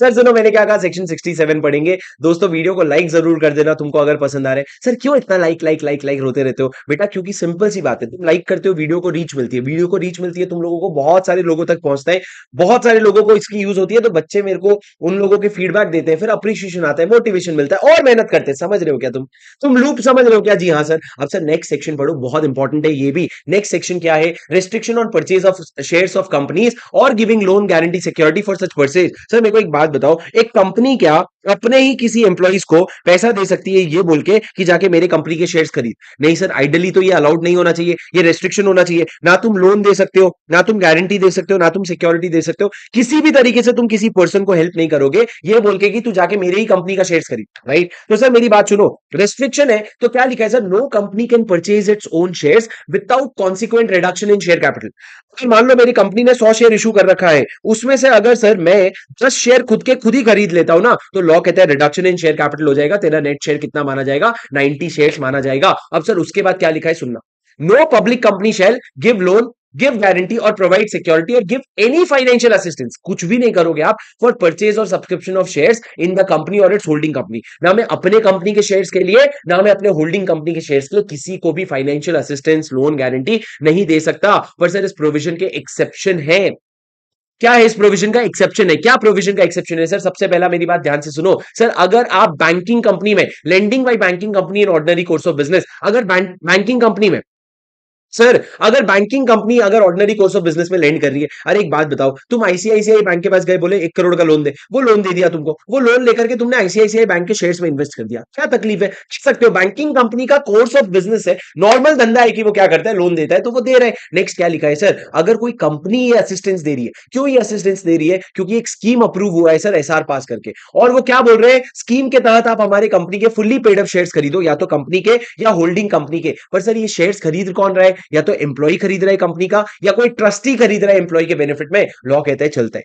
क्यों सर एम्प्लॉय क्यों खरीद रहा है? क्योंकि हमने एक स्कीम पास किया है सर, हमने एक स्कीम पास किया और हमने बोला स्कीम में हम अपने एम्प्लॉय को पैसा देंगे। सर स्कीम किसने अप्रूव किया? शेयर होल्डर ने एसआर पास करके, और हम बोले हम अपने एम्प्लॉय को पैसा देंगे, पर कौन सा शेयर खरीदेंगे? वो कंपनी का फुल्ली पेड अप शेयर्स खरीदेंगे। और कौन खरीदेगा? एम्प्लॉय या ट्रस्टी? तो हमने कहा चल जाएगा, कोई दिक्कत नहीं है। पर सर तीसरा वाला सबसे इंपॉर्टेंट है, अगर एक कंपनी लोन दे रहा है किसको? अपने एम्प्लॉइज को, अदर देन डायरेक्टर या की मैनेजर पर्सन। सर डायरेक्टर या की मैनेजर पर्सन बहुत बड़े बड़े लोग हैं, तो डायरेक्टर्स या की मैनेजर पर्सन को छोड़ के एम्प्लॉइज को अगर आप क्या दे रहे हो? लोन दे रहे हो for amount less than 6 month salary, 6 महीने के सैलरी के कम सैलरी का अगर आप क्या दे रहे हो? अगर आप लोन दे रहे हो to enable them to purchase और subscribe shares of the company और होल्डिंग कंपनी। सर आप उसके सैलरी के 6 महीने या उससे कम का लोन उसको दे रहे हो कंपनी का फुल्ली पेड अप शेयर्स खरीदने के लिए। क्या खरीदने के लिए? कंपनी का फुल्ली पेड अप शेयर्स खरीदने के लिए। तो लॉ ने बोला चल जाएगा।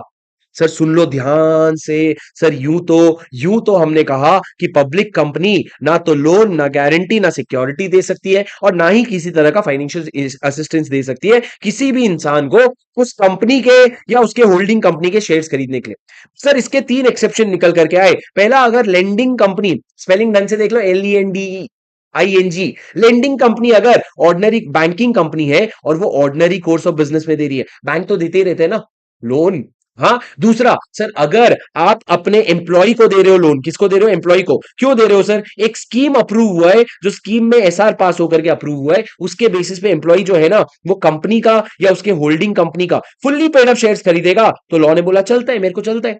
और तीसरा सर, अगर एक कंपनी है वो अपने एम्प्लॉय को लोन दे रही है, सर क्या लोन दे रही है एम्प्लॉय को? कितने अमाउंट का? उसकी एनुअल सैलरी, उसकी सैलरी का 6 महीने से कम की सैलरी का लोन दे रही है। और सर ये जो पैसा है ना, वो इन्वेस्ट करेगा कंपनी में या उसके होल्डिंग कंपनी में। क्या खरीदने के लिए? फुल्ली पेड अप शेयर्स खरीदने के लिए, फुल्ली पेड अप शेयर्स खरीदने के लिए। और सर तो लॉ कहता है ये चलता है।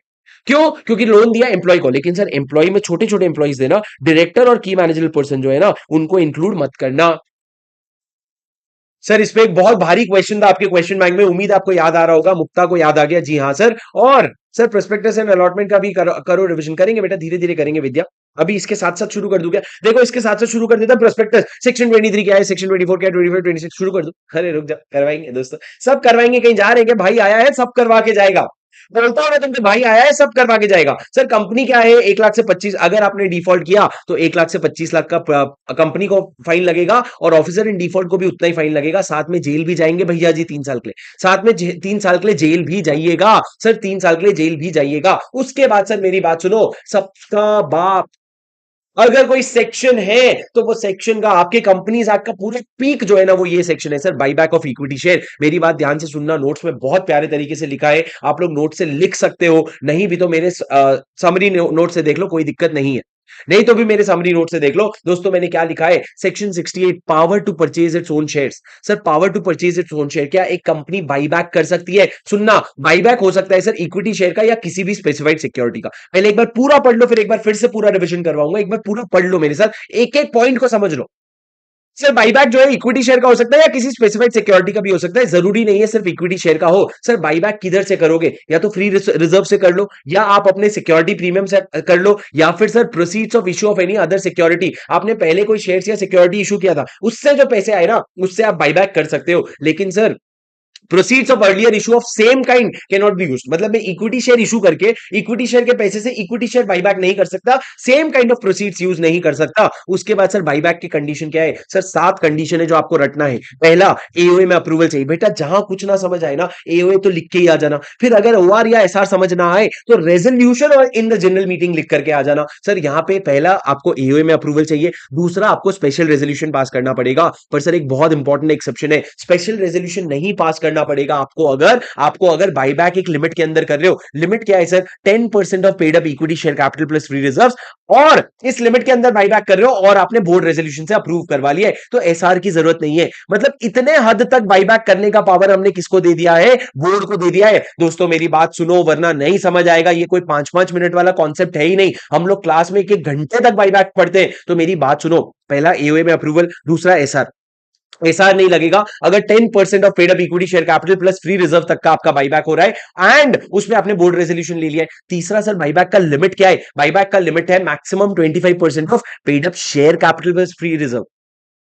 सर यहां पे कहीं पे भी एसपीए ऐड नहीं हो रहा है, क्योंकि एसपीए से तो आप बाईबैक कर रहे हो ना, तो यहां पे लिमिट क्या है? 25% of paid up share capital plus free reserve. Sir paid up equity नहीं लिखा, पेड अप शेयर कैपिटल लिखा। लेकिन सर अगर आप बाईबैक सिर्फ इक्विटी शेयर का कर रहे हो ना, तो लिमिट क्या हो जाएगा? 25% of paid up equity share capital हो जाएगा, सीधा paid up share equity share capital हो जाएगा, फ्री रिजर्व ऐड करने का नहीं। सर लिमिट क्या है आपका? 25% of paid up share capital plus free reserve. पर अगर इक्विटी का बाईबैक कर रहे हो तो लिमिट हो जाएगा 25% of paid up equity share capital. उसके बाद मैंने क्या कहा सर, बाईबैक करने के बाद आपका इक्विटी कम हो जाते हैं, डेट उतना ही रहते हैं, तो डेट इक्विटी रेशियो एक बार चेक कर लो। डेट क्या सर? आपका सिक्योर्ड और अनसिक्योर्ड डेट दोनों, और इक्विटी क्या? आपका paid up share capital plus free reserve. इसका जो रेशियो है ना, ये 2 या 2 से कम होना चाहिए। 2 या such higher a number as the CG में प्रिस्क्राइब, उससे कम होना चाहिए, मतलब एक लिमिट के अंदर होना चाहिए। सर सिर्फ फुल्ली पेड अप शेयर्स का बाईबैक होता है। अगर आप लिस्टेड कंपनी हो तो सेबी का कंप्लायंस करो, और अनलिस्टेड हो तो रूल्स का कंप्लायंस करो। ये 6 कंडीशन है सर। 6 कंडीशन देखो मेरे साथ याद करो। सर क्या है? सबसे पहला एओए, दूसरा एसआर पास करो। सर एसआर पास नहीं करना पड़ेगा अगर आप लिमिट के अंदर 10% of paid up equity share capital plus free reserve का बाईबैक कर रहे हो, और आपने इसके लिए क्या कर लिया? Board resolution. मतलब इतना बाईबैक करने का हमने पावर किसको दे दिया है? बोर्ड को दे दिया है। तीसरा आपका लिमिट क्या होगा सर बाईबैक का? आपका लिमिट होगा 25% of paid up share capital plus free reserve. ये आपका लिमिट होगा सर, इससे ज्यादा आप बाईबैक नहीं कर सकते एक साल में। पर अगर आप पेड इक्विटी शेयर कैपिटल का बाईबैक कर रहे हो ना, तो लिमिट हो जाएगा 25% of paid up equity share capital. क्या फ्री रिजर्व ऐड करोगे सर? नहीं, इसमें फ्री रिजर्व ऐड नहीं होगा।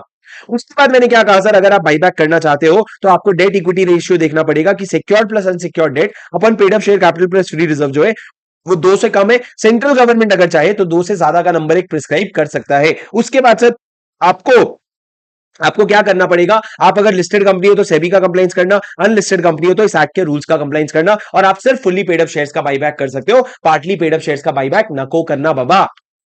पार्टली पेड अप शेयर का बाईबैक नको करना। अब सर एक सबसे इंपॉर्टेंट टाइम लिमिट आया कि अगर आपने बाईबैक बाईबैक जिस दिन आपने एक बार बाईबैक क्लोज किया ना, उसके अगले साल तक बाईबैक नहीं कर सकते। ज्यादा अमीरी दिखाने की जरूरत नहीं है, अभी अभी क्लोज किया ना, अगले 1 साल तक बाईबैक नहीं करना। अब सर जब आप बाईबैक करना चाह रहे हो तो आपको एसआर पास करना पड़ेगा। उसके लिए आप नोटिस भेजोगे, नोटिस में आप एक्सप्लेनेटरी स्टेटमेंट दोगे, उसमें आपको सर नेसेसरी फैक्ट बताना पड़ेगा। नेसेसरी फैक्ट मतलब क्या? सबसे पहले मटीरियल फैक्ट्स बता दो। एफ से हो गया फैक्ट्स, ए से हो गया आपको अमाउंट इन्वेस्टेड, बाईबैक में कितना अमाउंट इन्वेस्ट कर रहे हो, सी कौन सा क्लास ऑफ सिक्योरिटी परचेज कर रहे हो, टी कितने टाइम लिमिट के अंदर बाईबैक कंप्लीट करने वाले हो, और नेसेसिटी आपको यह बताना पड़ेगा बाईबैक करने की नेसेसिटी क्या थी। सर आपको नेसेसिटी फैक्ट बताना पड़ेगा। पर सर टाइम लिमिट जो है ना, लॉ ने कहा है जिस दिन आपने बोर्ड रेजोल्यूशन या एसआर पास किया, जो भी केस हो, मतलब अगर 10% of paid up share capital के लिमिट के अंदर है तो बोर्ड रेजोल्यूशन वरना एसआर जो भी पास किया उसके 1 साल के अंदर बाईबैक खत्म हो जाना चाहिए। बाईबैक क्या हो जाना चाहिए? पूरा का पूरा कंप्लीट हो जाना चाहिए। अब सर बाईबैक किससे करोगे? सर या तो आप एग्जिस्टिंग शेयर होल्डर से कर सकते हो प्रोपोर्शनेटली,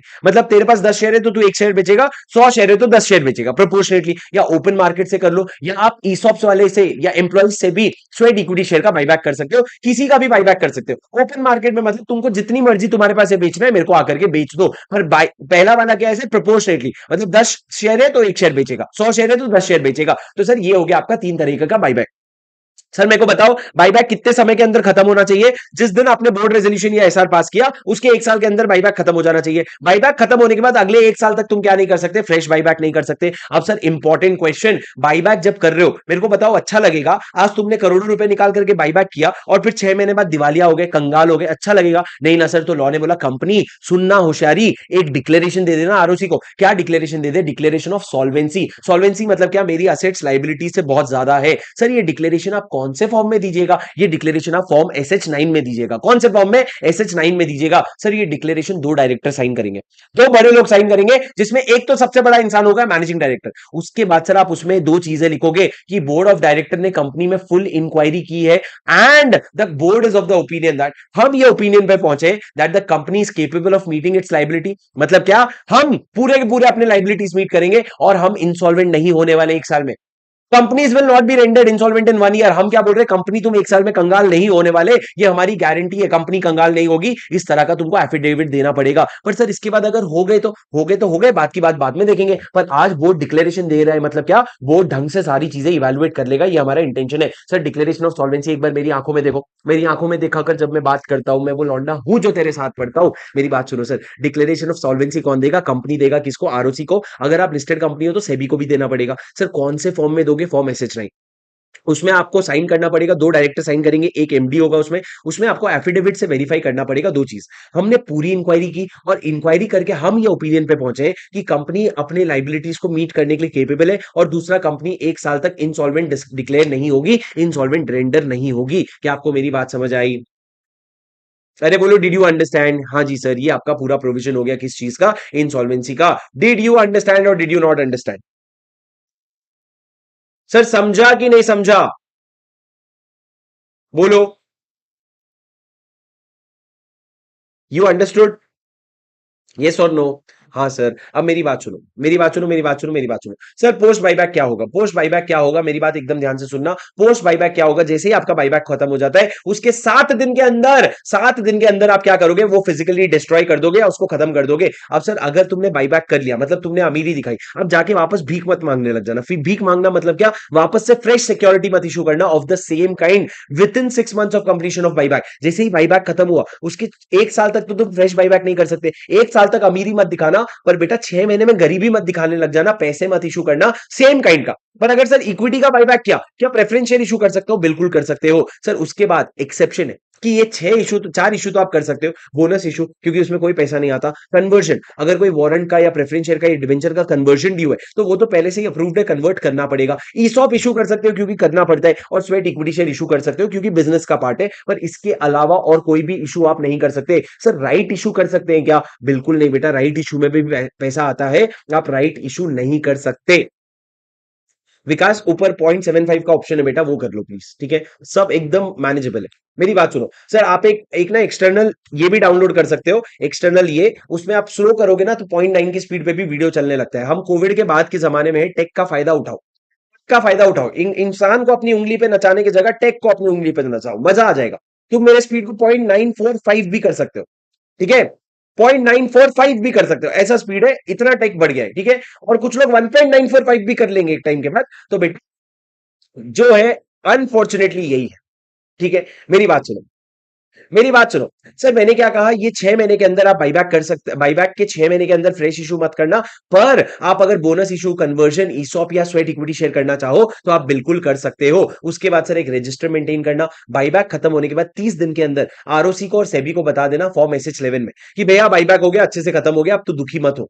बायबैक हो गया, अच्छे से खत्म हो गया, ये आप फॉर्म SH11 में बताओगे। और अगर डिफॉल्ट हुआ है तो 1 लाख से 3 लाख के अंदर आपको पेनल्टी भरना पड़ेगा। सर ये पूरा बायबैक का प्रोविजन था। पूरा बाईबैक का प्रोविजन था। सर मेरी बात ध्यान से सुनो, मेरी बात ध्यान से सुनो। एक आखिरी बार तुमको बाईबैक बता रहा हूं बेटा, रिवीजन में रिवीजन कोई नहीं करवाएगा, तुम लोग छोड़ दो ये सब बातें करना कि सर स्लो करो, सर धीरे बोलो, तुम स्पीड बढ़ाओ अपनी, मैच करो, एग्जाम देना है, 5% रिजल्ट आता है बेटा, क्यों मैच करो स्पीड मेरी। ये वो स्पीड है जिसके पहले आपको एग्जाम के पहले रिवाइज करना है। सुनो मेरी बात, सुनो मेरे यारो, मेरे वीरो, सुनो। सर बाईबैक की बात चल रही है, मैंने आपको 6 कंडीशन तक तो बता दिया था बाईबैक का। आगे की बात बताता हूं, ये अगर आपने बाईबैक किया ना तो उसके 1 साल तक तुम फ्रेश बाईबैक नहीं कर सकते, उसके 6 महीने तक तुम फ्रेश इशू भी नहीं कर सकते, लेकिन फ्रेश इशू कर सकते हो कौन सी चीजों का, बोनस शेयर का, उसमें पैसे नहीं आ रहे, ईसॉप्स हो गए, या स्वेट इक्विटी शेयर हो गया, या कोई कन्वर्जन है जो आपने पहले से प्रॉमिस कर रखा है, वो आपको करना पड़ेगा। पर अगर आपने राइट इशू करने की बात की ना तो वो आप नहीं कर सकते। सर जैसे ही आपका बाईबैक कंप्लीट हो जाता है, बाईबैक कंप्लीट होने के 7 दिन के अंदर आपको क्या करना पड़ेगा, जो भी डॉक्यूमेंट्स आए हैं उसको फिजिकली डिस्ट्रॉय कर दो। अब सर कंपनी को ना एक डिक्लेरेशन देना पड़ता है, आरओसी को और सेबी को। क्या डिक्लेरेशन? Declaration of solvency. ये आप दोगे फॉर्म SH9 में। सर ये डिक्लेरेशन कौन देगा? बोर्ड ऑफ डायरेक्टर देगा। और उसमें कौन साइन करेंगे? 2 डायरेक्टर साइन करेंगे, जिसमें एक MD होगा। सर डिक्लेरेशन में आप 2 चीजें लिखोगे कि हमने फुल इंक्वायरी कर ली और हमारे हिसाब से कंपनी सक्षम है। सक्षम मतलब क्या? हम अपने लाइबिलिटीज को मीट करेंगे, हम अपने लाइबिलिटीज को मीट करेंगे, एंड उसके साथ साथ हमने एक और चीज बोला कि लाइबिलिटीज को मीट तो हम करेंगे, लाइबिलिटीज रीपे तो हम करेंगे, उसके साथ साथ हम अगले 12 महीने तक या 1 साल तक इंसॉल्वेंट नहीं होने वाले, ऐसा हमको लग रहा है। उसके बाद सर आप क्या करोगे? जो भी बाईबैक आपने किया है उसका एक रजिस्टर मेंटेन करोगे फॉर्म SH10 में। और उसके बाद बाईबैक खत्म होने के 30 दिन के अंदर आरओसी और सेबी को बता देना बाईबैक के बारे में पूरा detail in the form SH11, और इससे आपका पूरा बाईबैक का प्रोसेस खत्म हो जाएगा। समझे क्या आप? डिड यू अंडरस्टैंड और डिड यू नॉट अंडरस्टैंड बेटा? मैंने तुम लोगों को क्लास में बाईबैक का पूरा एक समरी बनवाया था। पर सर बाईबैक का सेक्शन यहां खत्म नहीं होता है, सेक्शन 68 यहां खत्म होता है। उसके बाद बाईबैक में सर और प्रोविजन है। जब आप बाईबैक करते हो 3 जगह से बाईबैक कर सकते हो: free reserve, security premium account, और प्रोसीड्स ऑफ फ्रेश इशू। क्या? तीसरा, पहला फ्री रिजर्व, दूसरा सिक्योरिटी प्रीमियम अकाउंट, तीसरा प्रोसीड्स ऑफ फ्रेश इशू। अब सर मेरी बात सुनो, गलत है तुम्हारी सोच ऋषभ, गलत है तुम्हारी सोच। सर दूसरा मैंने क्या कहा? अब जब फ्री रिजर्व, जब आप क्या कर रहे हो, जब आप फ्री रिजर्व से, जब आप बाईबैक कर रहे हो ना बेटा, तो आपको फ्री रिजर्व और सिक्योरिटी प्रीमियम अकाउंट से क्या करना पड़ेगा? अगर आप बाईबैक ये दोनों से कर रहे हो ना तो आपको सीआरआर क्रिएट करना पड़ेगा। सर सीआरआर में कितना अमाउंट जाता है? नॉमिनल वैल्यू जाता है, और नॉमिनल वैल्यू आप ट्रांसफर करते हो। सीआरआर का सिर्फ एक ही यूज हो सकता है, बोनस शेयर इशू करना। पर सर अगर आप बाईबैक फ्रेश प्रोसीड से कर रहे हो, पहले कोई प्रोसीड्स किया था उससे बाईबैक कर रहे हो, तो आपको सीआरआर क्रिएट नहीं करना पड़ेगा। CRR is not required where buyback is out of proceeds from issue of shares capital. समझे क्या? अरे बोलो, डिड यू अंडरस्टैंड और did you not understand? You did understand sir. उसके बाद सर सेक्शन 70 बहुत इंपॉर्टेंट है। आप बाईबैक कर लो, पर 3 तरह का बाईबैक प्रोहिबिटेड है सर। पहला, बाईबैक अगर सब्सिडरी के थ्रू कर रहे हो, मतलब क्या? आप अपने शेयर्स खुद खरीदने की जगह आपने क्या किया? अपने सब्सिडरी को बोला जा तू मेरे शेयर्स खरीद ले। सर सब्सिडरी वैसे भी आपके शेयर्स नहीं खरीद सकता, क्यों? सेक्शन 19 करके एक सेक्शन है, वो प्रोहिबिट करते हैं। वो चाहे तो अभी नहीं आते तो, पर सब्सिडरी के थ्रू बाईबैक करना प्रोहिबिटेड है। दूसरा, ऐसा नहीं कर सकते कि आपने कुछ पैसे इन्वेस्टमेंट कंपनी को दे दिया और इन्वेस्टमेंट कंपनी को बोला जा तू मेरे ही शेयर्स खरीद ले। नहीं सर, इस तरीके से भी आप बाईबैक नहीं कर सकते। और तीसरा, अगर आपने इन चीजों में डिफॉल्ट किया है, डिपॉजिट में, डिबेंचर में, डिविडेंड में, जितने वर्ड्स आपने आज तक सीखे हैं sir, deposit, dividend, debenture, preference share, term loan, किसी भी चीज का अगर आपने डिफॉल्ट किया है ना, तो क्या होशियारी मार के अमीरी दिखा रहा है भाई? इनके पैसे तो लौटा। और ये डिफॉल्ट आपने कब किया है सर? जब आपने डिफॉल्ट सुधारा, उसके बाद अगले 3 साल तक आप डिस्क्वालिफाइड हो गए, प्रोहिबिटेड हो गए, उसके बाद ही आप बाईबैक कर सकते हो। मतलब आज अगर मेरा डिफॉल्ट हुआ ना, तो पहले डिफॉल्ट सुधारूंगा मैं, फिर 3 साल वेट करूंगा, फिर बाईबैक कर सकता हूं। मतलब लॉ कह रहा है मत बिगाड़ भाई, तू मत खराब कर हालत, वरना दिक्कत हो जाएगी। तो सर बाईबैक में कौन क्या प्रोहिबिट किया इन्होंने? सब्सिडरी कंपनी के थ्रू मत करना, सब्सिडरी कंपनी के थ्रू मत करना, इन्वेस्टमेंट कंपनी के थ्रू मत करना, और तीसरा, अगर इन सब में डिफॉल्ट हो रखा है तो मत करना। डिफॉल्ट कौन सा? डिपॉजिट का, डिवेंचर का, डिविडेंड का, प्रेफरेंस शेयर का और टर्म लोन का। अक्षत कह रहा है, देखो अक्षत, देखो, डिपॉजिट, डिवेंचर, डिविडेंड।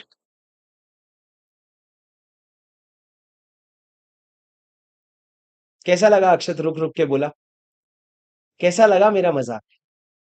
हाँ, कैसा लगा मेरा मजाक? इंसान यहाँ सांस नहीं ले रहा है, उसकी तकलीफ नहीं है तुमको? हाँ, रुक रुक के बोलो सर, रुक रुक के बोलो। हाँ, फिर बोलोगे सर ऐसे ऐसे पढ़ाओ ना कि सर डिपॉजिट का, डिवेंचर का, डिविडेंड का ऐसे ऐसे क्यों नहीं पढ़ा रहे? हाँ अरे तुम लोग नचा लो सालो। सुनो मेरी बात। अभी भी फास्ट हो गया, हाँ ठीक है। डिपॉजिट नहीं बोलूंगा मैं, डिपॉजिट। ठीक है। समझ आया ना तुमको? हाँ, समझा कि नहीं? नालायक हो। चलो, ओए होशियार चल। सर अगर आप डिस्क्वालिफाइड हो जाते हो बाईबैक करने से, सर आप डिस्क्वालिफाई हो जाओगे अगर आपने चार केसेस का कंप्लाई नहीं किया। सर पहला सेक्शन 92 में एनुअल रिटर्न, दूसरा सेक्शन 123 में डिविडेंड, तीसरा 127 में पनिशमेंट और 129 का फाइनेंशियल स्टेटमेंट। सर ये याद करने की जरूरत नहीं है, पर सर अगर आप कुछ सेक्शंस का कॉन्ट्रावेंशन करते हो तो आप बाईबैक नहीं कर सकते। सर बाईबैक तीन सेक्शन में लिखा है, सेक्शन 68, 69 और 70। 68 पूरा प्रोविजन है सर बाईबैक का, बहुत अच्छा और बहुत इंपॉर्टेंट प्रोविजन है। 69 क्या कहता है, बाईबैक कर रहे हो फ्री रिजर्व से या एसपीए से, तो अमाउंट ट्रांसफर कर दो सीआरआर में। कितना अमाउंट? नॉमिनल वैल्यू का अमाउंट।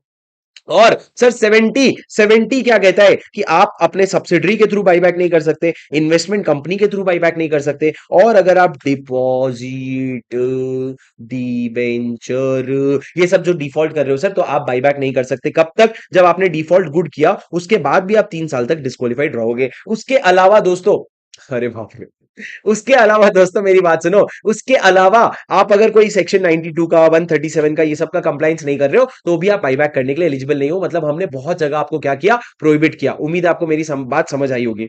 हाँ, अब तुम बोलोगे सर डांस भी स्लो मोशन में करके दिखाओ। नालायको मेरी बात सुनो, लास्ट सेक्शन है, फिर मैं चलता बनूंगा, फिर तुम स्पीड स्लो करते रहना, फिर मैं तुम लोगों को डांस भी करके दिखाऊंगा। अब मेरी बात सुनो सर, सेक्शन 71 क्या है? सेक्शन 71 बात करते हैं कूलिंग पीरियड, डिबेंचर के बारे में। किसके बारे में? डिबेंचर के बारे में। दोस्तों पढ़ा हुआ है, ध्यान से सुनना, रिवीजन है। अगर रोगे तो दिक्कत है, पढ़ लो पहले फिर रिवीजन देख लेना, पर रिवीजन है, रिवीजन है, मैं 2 लाख बार बोल रहा हूँ, रिवीजन है। 150 का, अगर तुम ये चाहते हो 150 घंटे का कंटेंट में तुमको 15 मिनट में दूं, 15 घंटे में, 20 घंटे में, 25 घंटे में दूं, स्पीड होती है। अगर तुम चाहते हो नहीं सर आधा अधूरा पढ़ा दो, तो बेटा मैं तो नहीं पढ़ाता, तुम कुछ और देख लो। पर सर मेरी बात सुनो, सेक्शन 71 और पेस, अरे और जो लोग ना, जब कोई बोलता है ना स्पीड करो या स्लो करो, तुम लोग बता देना नहीं सर एकदम ठीक चल रहे हो, मेरे को भी मोटिवेशन रहता है। अब मेरी बात सुनो सर, सेक्शन 71 क्या है? डिबेंचर।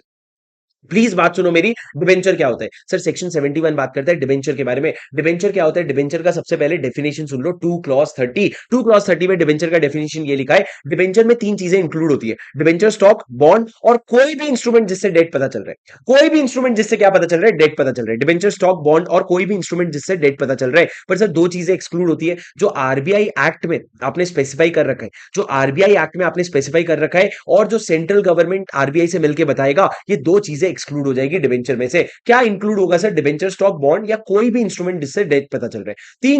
तीन इंस्ट्रूमेंट, डिबेंचर, स्टॉक, बॉन्ड या कोई भी इंस्ट्रूमेंट जिससे क्या पता चल रहा है? डेट पता चल रहा है। सर ये डिबेंचर का प्रोविजन हो गया। मेरी बात सुनो, ये बेसिक डिबेंचर का प्रोविजन हो गया। सर डिबेंचर का सेक्शन इतना इंपॉर्टेंट नहीं है, पर तीन चीजें याद रखना, डिबेंचर, स्टॉक, बॉन्ड और कोई भी इंस्ट्रूमेंट जिससे डेट पता चलता है। सर दूसरा, सर कन्वर्टेबल डेट डिबेंचर कैसे इशू होता है? सर मेरी बात ध्यान से सुनना, मैंने आपको क्या बोल रहा हूं मैं अभी, एकदम ध्यान से सुनना। सर अगर एक कंपनी डिबेंचर इशू कर रही है ना, जरूरी नहीं है एसआर पास करे, पर अगर कन्वर्टेबल डिबेंचर इशू कर रही है जो आगे चल के स्टॉक में कन्वर्ट हो जाएगा, तो एसआर पास करना मैंडेटरी है। सर डिबेंचर में कोई वोटिंग राइट होता है क्या? बिल्कुल भी नहीं, दूर दूर तक कोई वोटिंग राइट नहीं होता है। सर अब जब आप डिबेंचर सिक्योर डिबेंचर इशू करते हो ना, तो सिक्योर डिबेंचर का टेन्योर क्या रहता है? सर मैक्सिमम 10 ईयर का डिबेंचर हो सकता है, पर सर आप कुछ केसेस में 10 साल से ज्यादा, तो 30 साल से कम के टेन्योर का डिबेंचर इशू कर सकते हो। ये चार कंपनीज के केस में, पहला इंफ्रास्ट्रक्चर कंपनी जैसे कि लोडा डेवलपर्स हो गए, इंफ्रास्ट्रक्चर फाइनेंस कंपनी, वो कंपनी जो इंफ्रास्ट्रक्चर कंपनी को लोन देते हैं, लोडा डेवलपर्स, और वो कंपनी जो लोडा डेवलपर्स को लोन देते हैं।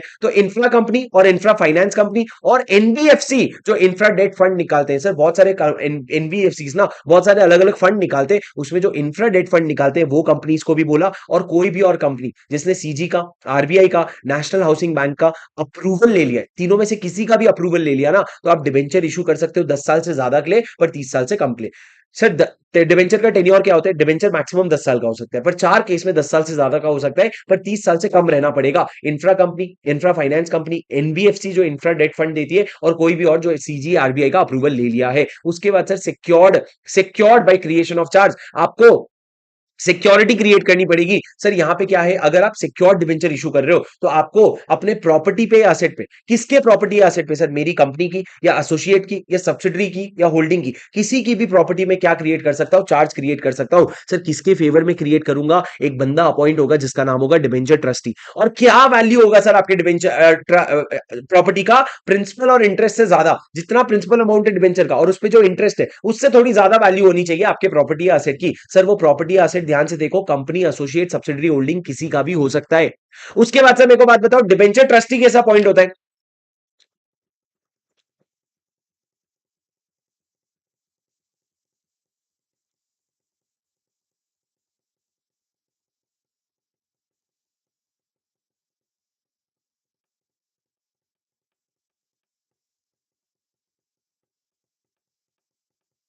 क्या बोल रहे हो सर, डिबेंचर ट्रस्टी कैसे अपॉइंट होता है, company to appoint debenture trustee, company, तुमने बोला ना रुक रुक के बोलो, तो मैं थोड़ा रुक गया था रुक रुक के बोलने की, मेरी बात सुनो सर।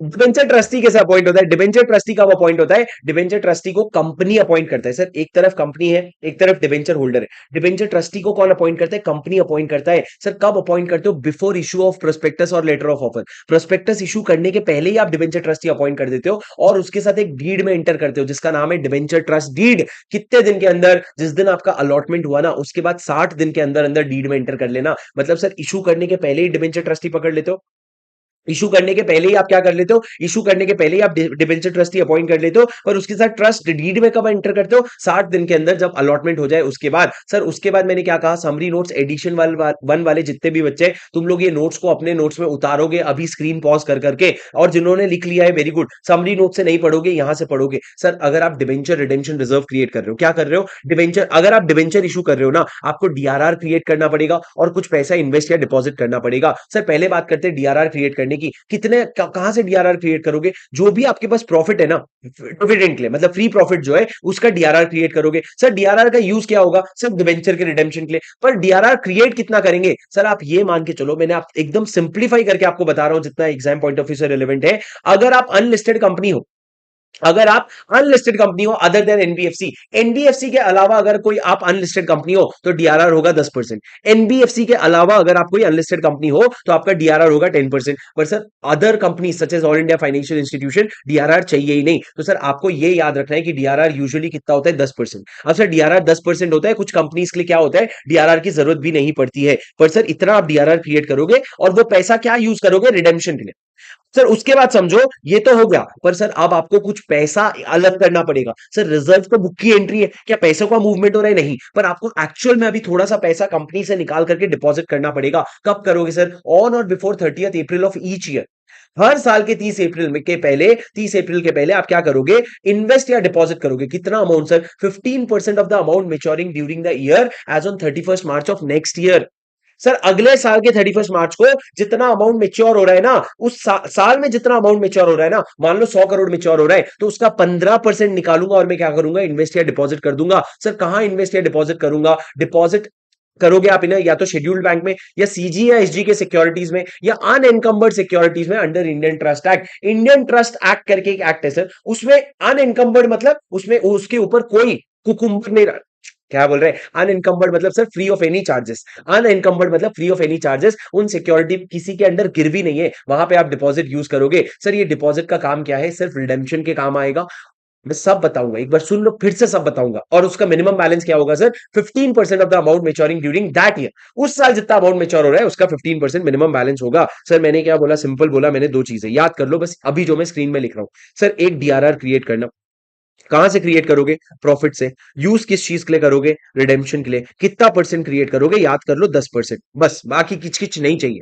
दूसरा सर, आपको इन्वेस्ट या डिपॉजिट करना पड़ेगा। सर कब इन्वेस्ट या डिपॉजिट करोगे, हर साल के 30 अप्रैल के पहले। कितना इन्वेस्ट या डिपॉजिट करोगे, 15% of the amount maturing during the year ending on 31st March of next year. अगले साल के 31st मार्च को जितना अमाउंट मेच्योर हो रहा है, मान लो अगर ये 100 करोड़ है तो इसका 15% यानी कि 15 करोड़ अलग करोगे। अलग करके कहां इन्वेस्ट करोगे सर, आप इसको इन्वेस्ट करोगे या तो सर एकदम सेफ इन्वेस्टमेंट, मतलब आप क्या सेंट्रल गवर्नमेंट या स्टेट गवर्नमेंट के सिक्योरिटीज में डाल दो, या इंडियन ट्रस्ट एक्ट में कहीं पे इन्वेस्ट कर दो, या इस तरह की चीजों में इन्वेस्ट करोगे। उसके बाद सर आप ये पैसों का यूज क्या करोगे, रीपेमेंट के लिए यूज करोगे। लेकिन रीपेमेंट करोगे तो आपका बैलेंस कम होता जाएगा। याद रखना कभी भी वो बैलेंस जो है ना, वो 15% ऑफ अमाउंट जो करंट ईयर में मेच्योर हुआ, मतलब इस साल के 31 मार्च को जो मेच्योर हुआ, उससे कम नहीं जाना चाहिए। मतलब इस साल मान लो अगर 50 करोड़ मेच्योर हो रहा है, तो 50 करोड़ का 15% कितना होता है, बोलो 7.5 करोड़। 7.5 करोड़ से बैलेंस कम कभी भी नहीं जाना चाहिए। ये आपका डिपॉजिट का पूरा गेम है सर। मैंने हद से ज्यादा समझा दिया, अब आगे बढ़ो सर।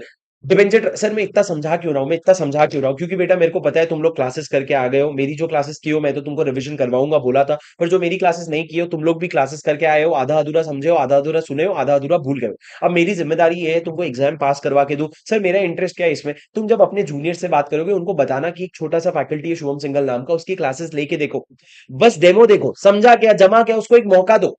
मैं चाहता हूं आप लोग मेरे को रेफर करो, स्टूडेंट लाके मत दो, उनको रेफर करो, उनको सही कंटेंट पहुंचाओ, उनको बताओ एक बार जरा देख के तो समझ के तो ले। समझ तो सही कि तेरे को समझ आ रहा है कि नहीं आ रहा है, तो ले ले वरना जान दे। समझे क्या मेरी बात, बस इतनी सी मेरी चाह है आपसे, इसलिए मैं आपको इतना समझा रहा हूं कि देखो इस तरीके का कॉन्सेप्ट होता है जो मैंने तुमको 5 मिनट में समझा दिया। पर ये सब कब आपको कंफर्ट आएगा सर, जब आपने क्लास में इसी तरीके से पढ़ाई की हो। अभी पहले किसी और तरीके से पढ़ाई किए थे, अभी इस तरीके से पढ़ रहे हो, तो आप थोड़ा ना कहीं आपको लग रहा होगा यार मेरे टीचर ने तो ऐसा कराया था, पर वो टीचर अभी रिवीजन नहीं दे रहे, क्या करूं मैं, क्या करूं मैं। समझे क्या। अब मेरी बात सुनो सर, डिबेंचर ट्रस्टी अपॉइंट कब होगा सर, अगर आपका डिबेंचर जो है पब्लिक को इशू कर रहे हो या मेंबर्स को इशू कर रहे हो 500 से ज्यादा तो सर आप एक डिबेंचर ट्रस्टी अपॉइंट करोगे। उसके बाद मैंने क्या कहा सर, आप डिस्क्वालीफाई हो जाओगे। मेरी बात सुनो, thank you Sneha, thank you. मैंने क्या कहा, डिस्क्वालीफाई हो जाओगे। सर डिबेंचर ट्रस्टी कब डिस्क्वालीफाई होता है, ये आप बार बार पढ़ चुके हो, या आप डिपॉजिट ट्रस्टी के लिए भी पढ़ोगे। पर सर क्या पॉइंट है, अगर आप बेनिफिशियली होल्ड करते हो शेयर कंपनी में, सर ध्यान रखना वर्ड क्या लिखा हुआ है, बेनिफिशियली। बेनिफिशियली का मतलब क्या, बेनिफिशियली का मतलब क्या सर, बेनिफिशियली का मतलब क्या, तुम शेयर होल्डर हो या ना हो, शेयर का पूरा बेनिफिट जो है वो आपके पास आता है। दूसरा, प्रमोटर, की मैनेजिंग पर्सन, डायरेक्टर, ऑफिसर या एम्प्लॉय हो, किसके, कैश के। कैश के आप ये सारी चीजें हो, कंपनी, एसोसिएट, सब्सिडरी होल्डिंग के प्रमोटर वगैरह हो। मतलब सर हम ये पूछ रहे हैं कि भाई मैंने डिबेंचर इशू कर दिया, अब मेरे को किसी को डिबेंचर ट्रस्टी बनाना है, किस पे भरोसा करूं, तुम्हारे कंपनी के शेयर होल्डर पे नहीं, तुम्हारे कंपनी एसोसिएट सब्सिडरी के एम्प्लॉइज पे नहीं, तुम्हारे कंपनी को जो पैसा देना है, beneficially entitle to money by company, मतलब कंपनी से जिसको पैसा लेना है उसको नहीं देना बनाना तुम, कोई कंपनी या सो को इनडेटेड है। कंपनी कैश या सो मतलब क्या, कंपनी, एसोसिएट, सब्सिडरी होल्डिंग और सब्सिडरी ऑफ होल्डिंग। हाँ, सब्सिडरी ऑफ होल्डिंग। उसके बाद सर गारंटी जो है, furnish guarantee in respect of principal debt secured by the debenture. और उसके बाद सर पेक्यूनरी रिलेशनशिप कंपनी के साथ होना चाहिए। पेक्यूनरी रिलेशनशिप किसके साथ होना चाहिए, कंपनी के साथ होना चाहिए। सर क्या अमाउंट होगा पेक्यूनरी रिलेशन का, अगर 2% ऑफ ग्रॉस टर्नओवर से ज्यादा, या टोटल इनकम से ज्यादा, या 50 लाख से ज्यादा। सर ये मैं आपको याद नहीं करवाऊंगा, इसमें समझाने की कोई बात नहीं है, आप एक बार इसको रट्टा मार लेना। सर कंपनी के अगर आप रिलेटिव हो, कंपनी के किसी प्रमोटर, डायरेक्टर या की मैनेजर पर्सन के रिलेटिव हो, तो भी आपको क्या हो जाओगे, आप डिस्क्वालीफाई हो जाओगे। सर 6 केस में आप एलिजिबल नहीं रहोगे। अगर आप शेयर होल्ड करते हो, अगर आप नौकर हो, सर देखो मैं कैसे बता दूंगा, आप शेयर होल्ड करते हो, आप एम्प्लॉई हो, आपको पैसे मिलने हैं कंपनी से, आपको पैसे देने हैं कंपनी को, कंपनी ने आपके लिए गारंटी दिया है, या आप कोई भी पैसों का रिश्ता रखते हो, या कंपनी के एम्प्लॉइज के आप रिलेटिव हो। मैं फिर से आपको बता रहा हूं सर, मैं आपको छह छह पॉइंट एक बार फिर से बता रहा हूं। कंपनी अगर बेनिफिशियली शेयर होल्ड करता है, कंपनी अगर कंपनी में आप शेयर होल्डर हो, कंपनी में आप एम्प्लॉई हो, कंपनी अगर आपको पैसा देने का है, या आप पैसा देने के हो कंपनी को, या कंपनी ने आपके बिहाफ में गारंटी दिया है, या कंपनी के साथ कोई मॉनेटरी रिलेशन है, या अगर आप कंपनी के एम्प्लॉइज के रिलेटिव हो, ये 7 केसेस में आप क्या हो जाओगे, डिस्क्वालीफाई हो जाओगे। बारीकी से पढ़ लेना सर। कैजुअल वैकेंसी क्या, अगर आपने किसी को अपॉइंट किया, अगर आपने किसी को अपॉइंट किया, और सर एक बच्चे का कमेंट पढ़ूंगा, I am here because of my friends reference and I feel that was my right decision to join your revision lectures. Thank you sir for your effort. No दोस्तों, don't say me thank you by saying thank you, just make sure that you share it with a lot of people. अपने सारे दोस्तों को चिल्ला चिल्ला करके बताना है। मैं तुमको कंपनीज एक्ट पूरा डिटेल में इसी तरीके से रिवाइज करवा के देने वाला हूं, और अदर लॉ भी, अदर लॉ में तो और आतंक मचाएंगे अपन। सर मेरी बात सुनो, कैजुअल वैकेंसी क्या होता है, कैजुअल वैकेंसी कौन भरेगा, बोर्ड भरेगा। कौन भरेगा, बोर्ड भरेगा। सर कैजुअल वैकेंसी के लिए आप क्या करोगे, obtain written consent of majority majority debenture holder prior to appointment. Sir casual vacancy मतलब क्या? आपने डिबेंचर ट्रस्टी को 5 साल के लिए अपॉइंट किया था, 5 साल के पहले अगर वो छोड़ के चला गया तो सर उसको बोर्ड अपॉइंट करेगा, शेयर डिबेंचर होल्डर से नहीं पूछेंगे। पर अगर वो रिजाइन करके चला गया ना, तो आपको एक बार मेजॉरिटी डिबेंचर होल्डर से रिटन कंसेंट लेना पड़ेगा कि जो गया और उसके बदले में जो नया बंदा आ रहा है वो तुमको चलेगा ना। पर सर अगर आप रिमूव करना चाहो तो बिल्कुल रिमूव कर सकते हो, लेकिन डिबेंचर होल्डर के 3/4 का अप्रूवल लगेगा, मतलब रिमूव करना बहुत डिफिकल्ट है। रिमूव करना क्या होगा, बहुत डिफिकल्ट होगा। उसके बाद सर मीटिंग की बात करूं मैं, meeting of debenture holders convened by debenture trustee. मेरी बात ध्यान से सुनना, meeting of debenture holder convened by debenture trustee. Sir सुनना मेरी बात ध्यान से दोस्तों। सर अगर आप डिबेंचर होल्डर मीटिंग बुलाना चाहते हैं डिबेंचर, तो कैसे बुलाएंगे सर? या तो वो लोग मोर देन 1/10 इन वैल्यू जो होल्ड करते हैं वो लोग रिक्वेस्ट कर सकते हैं, उतने डिबेंचर होल्डर जो मोर देन 1/10 इन वैल्यू होल्ड करते हैं वो रिक्वेस्ट कर सकते हैं, और फिर डिबेंचर ट्रस्टी बुलाएगा। या फिर सर कोई ऐसा इवेंट हुआ जिसके वजह से कोई ब्रीच हुआ है, तो फिर डिबेंचर ट्रस्टी को अगर ठीक लगता है तो डिबेंचर ट्रस्टी क्या करेगा, मीटिंग बुलाएगा। तो सर मीटिंग कब बुलाई जाती है? या तो डिबेंचर होल्डर रिक्वेस्ट करते हैं या डिबेंचर ट्रस्टी को लगता है बुलाने की जरूरत है तो वो बुलाएगा। उसके अलावा सर बाकी सब चीजें चिल्लर है, कोई बड़ी बात नहीं है। सर एक पॉइंट आप देख लो जो बहुत ज्यादा इंपॉर्टेंट है, एक पॉइंट जो बहुत ज्यादा इंपॉर्टेंट है, उसके अलावा कुछ भी इंपॉर्टेंट नहीं है। सर सुनो, if companies borrowing exceed limit of 180 subsection 1 clause C, तो आपको एसआर पास करना पड़ेगा। कंपनी का बोरिंग अगर 181 क्लॉज सी के ऊपर चला जाता है तो एसआर पास करना पड़ेगा। सर लिमिट क्या है 180 क्लॉज 1 सी का? Paid up share capital plus free reserve plus security premium का 100%। और सर बोरिंग में टर्म लोन डिपॉजिट डिबेंचर सब कुछ आता है। सर ये 3 पॉइंट आप याद कर लो। अब मैं आपको बताता हूं, अगर आप डिबेंचर इशू कर रहे हो तो आपको एसआर लगेगा कि ओआर लगेगा? सर देखो डिबेंचर दो तरह के हो सकते हैं, अगर कन्वर्टिबल हो सकता है या नॉन कन्वर्टिबल हो सकता है। सर नॉन अगर कन्वर्टिबल है तो कोई बात नहीं करोगे, आप एसआर पास करके ही इशू करोगे। पर अगर नॉन कन्वर्टिबल है तो आप देखोगे जो डिबेंचर इशू कर रहा हूं उसके बाद मेरा टोटल बोरोइंग क्या लिमिट के ऊपर चला जाएगा या लिमिट के नीचे रहेगा? अगर लिमिट के नीचे रहेगा और लिमिट के ऊपर जाएगा तो क्या? सर अगर लिमिट के नीचे रहेगा तो आपको एसआर पास करने की कोई जरूरत नहीं है, पर लिमिट के ऊपर चला जाएगा तो एसआर पास करना पड़ेगा। लिमिट क्या है sir? 100% of paid up share capital plus free reserve plus security premium account. मान लो सर अगर आपका paid up share capital 100 crore है, फ्री रिजर्व 400 करोड़ है और एसपीए 500 करोड़ है, तो टोटल कितना हो गया सर? 1000 करोड़। 1000 करोड़ तक आप क्या कर सकते हो? बोरोइंग। बोरोइंग में सर आपका डिपॉजिट भी आता है, डिबेंचर भी आता, लोन भी आता, सब आता है। सर अगर आपका ये सब मिला के 1000 करोड़ के ऊपर है और फिर उसके बाद अगर आप एनसीडी इशू करने जा रहे हो तो लॉ ने बोला फिर तो एसआर पास करना पड़ेगा। पर अगर लिमिट के अंदर है, लिमिट बोरोइंग का ब्रीच नहीं हो रहा है, तो आपको एसआर पास करना नहीं पड़ेगा। सर जिन लोगों को नहीं समझ आया, एक बार मैं क्वेश्चन में ये एग्जांपल स्क्रोल कर रहा हूं, ये एग्जाम में क्वेश्चन आया था इस तरीके का, एक बार स्क्रोल कर रहा हूं, आप लोग देख लो और पॉज करके पढ़ लेना। मैं आपको अभी रिवीजन में कवर नहीं करवा पाऊंगा, मैं आपको फिर भी दिखा रहा हूं, आप इसको एक बार पढ़ लेना।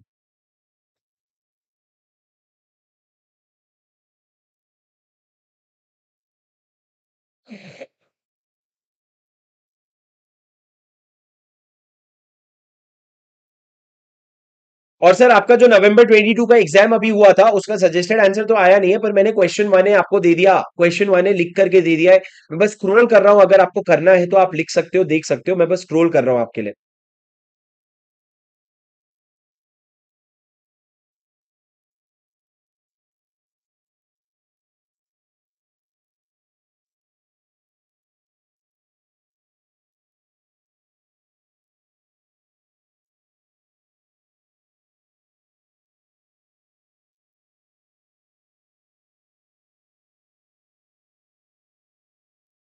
बस सर चलो, that's it guys. I hope तुम लोगों को मैंने बस स्क्रॉल कर दिया दोस्तों, वैसे कवर करने करवाने की जरूरत नहीं थी, एक्स्ट्रा कंटेंट है क्लास का, पर तुम लोगों का हेल्प हो जाए करके मैंने स्क्रॉल कर दिया। दोस्तों एमसीक्यू करवाएंगे, जो चल रहा है उसको पहले कर लो, मुस्कान पहले आराम से, हर चीज ऐसा जो मिल रहा है वो करो पहले। जो मैं करवाऊंगा तभी जब मेरा ये खत्म होगा ना, तो पहले मिल रहा है जो करो, उसके बाद हम लोग साथ साथ में चीजें करेंगे। दोस्तों आप लोगों को मैं एक क्वेश्चन बैंक का आज होमवर्क देता हूं, जो आप लोगों ने घर जाकर के आज क्या कर लेना चाहिए, लिख लेना चाहिए। एक्चुअली मैंने देख लिया था, आप लोगों को शेयर कैपिटल इन चैप्टर का क्वेश्चन 9 और क्वेश्चन 12 जो है ये दोनों आप लोगों ने लिख लेना चाहिए। आज आपका राइटिंग प्रैक्टिस हो जाएगा अच्छा खासा, ठीक है।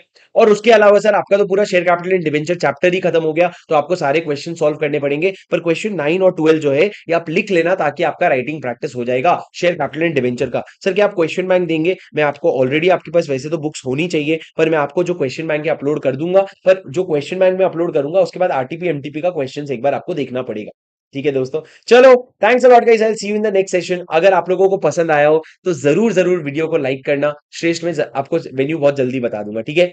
चलो guys, take care, see you, bye bye, have a good day, have a good night, पढ़ो अच्छे से, बढ़ो अच्छे से, बाय गाइस।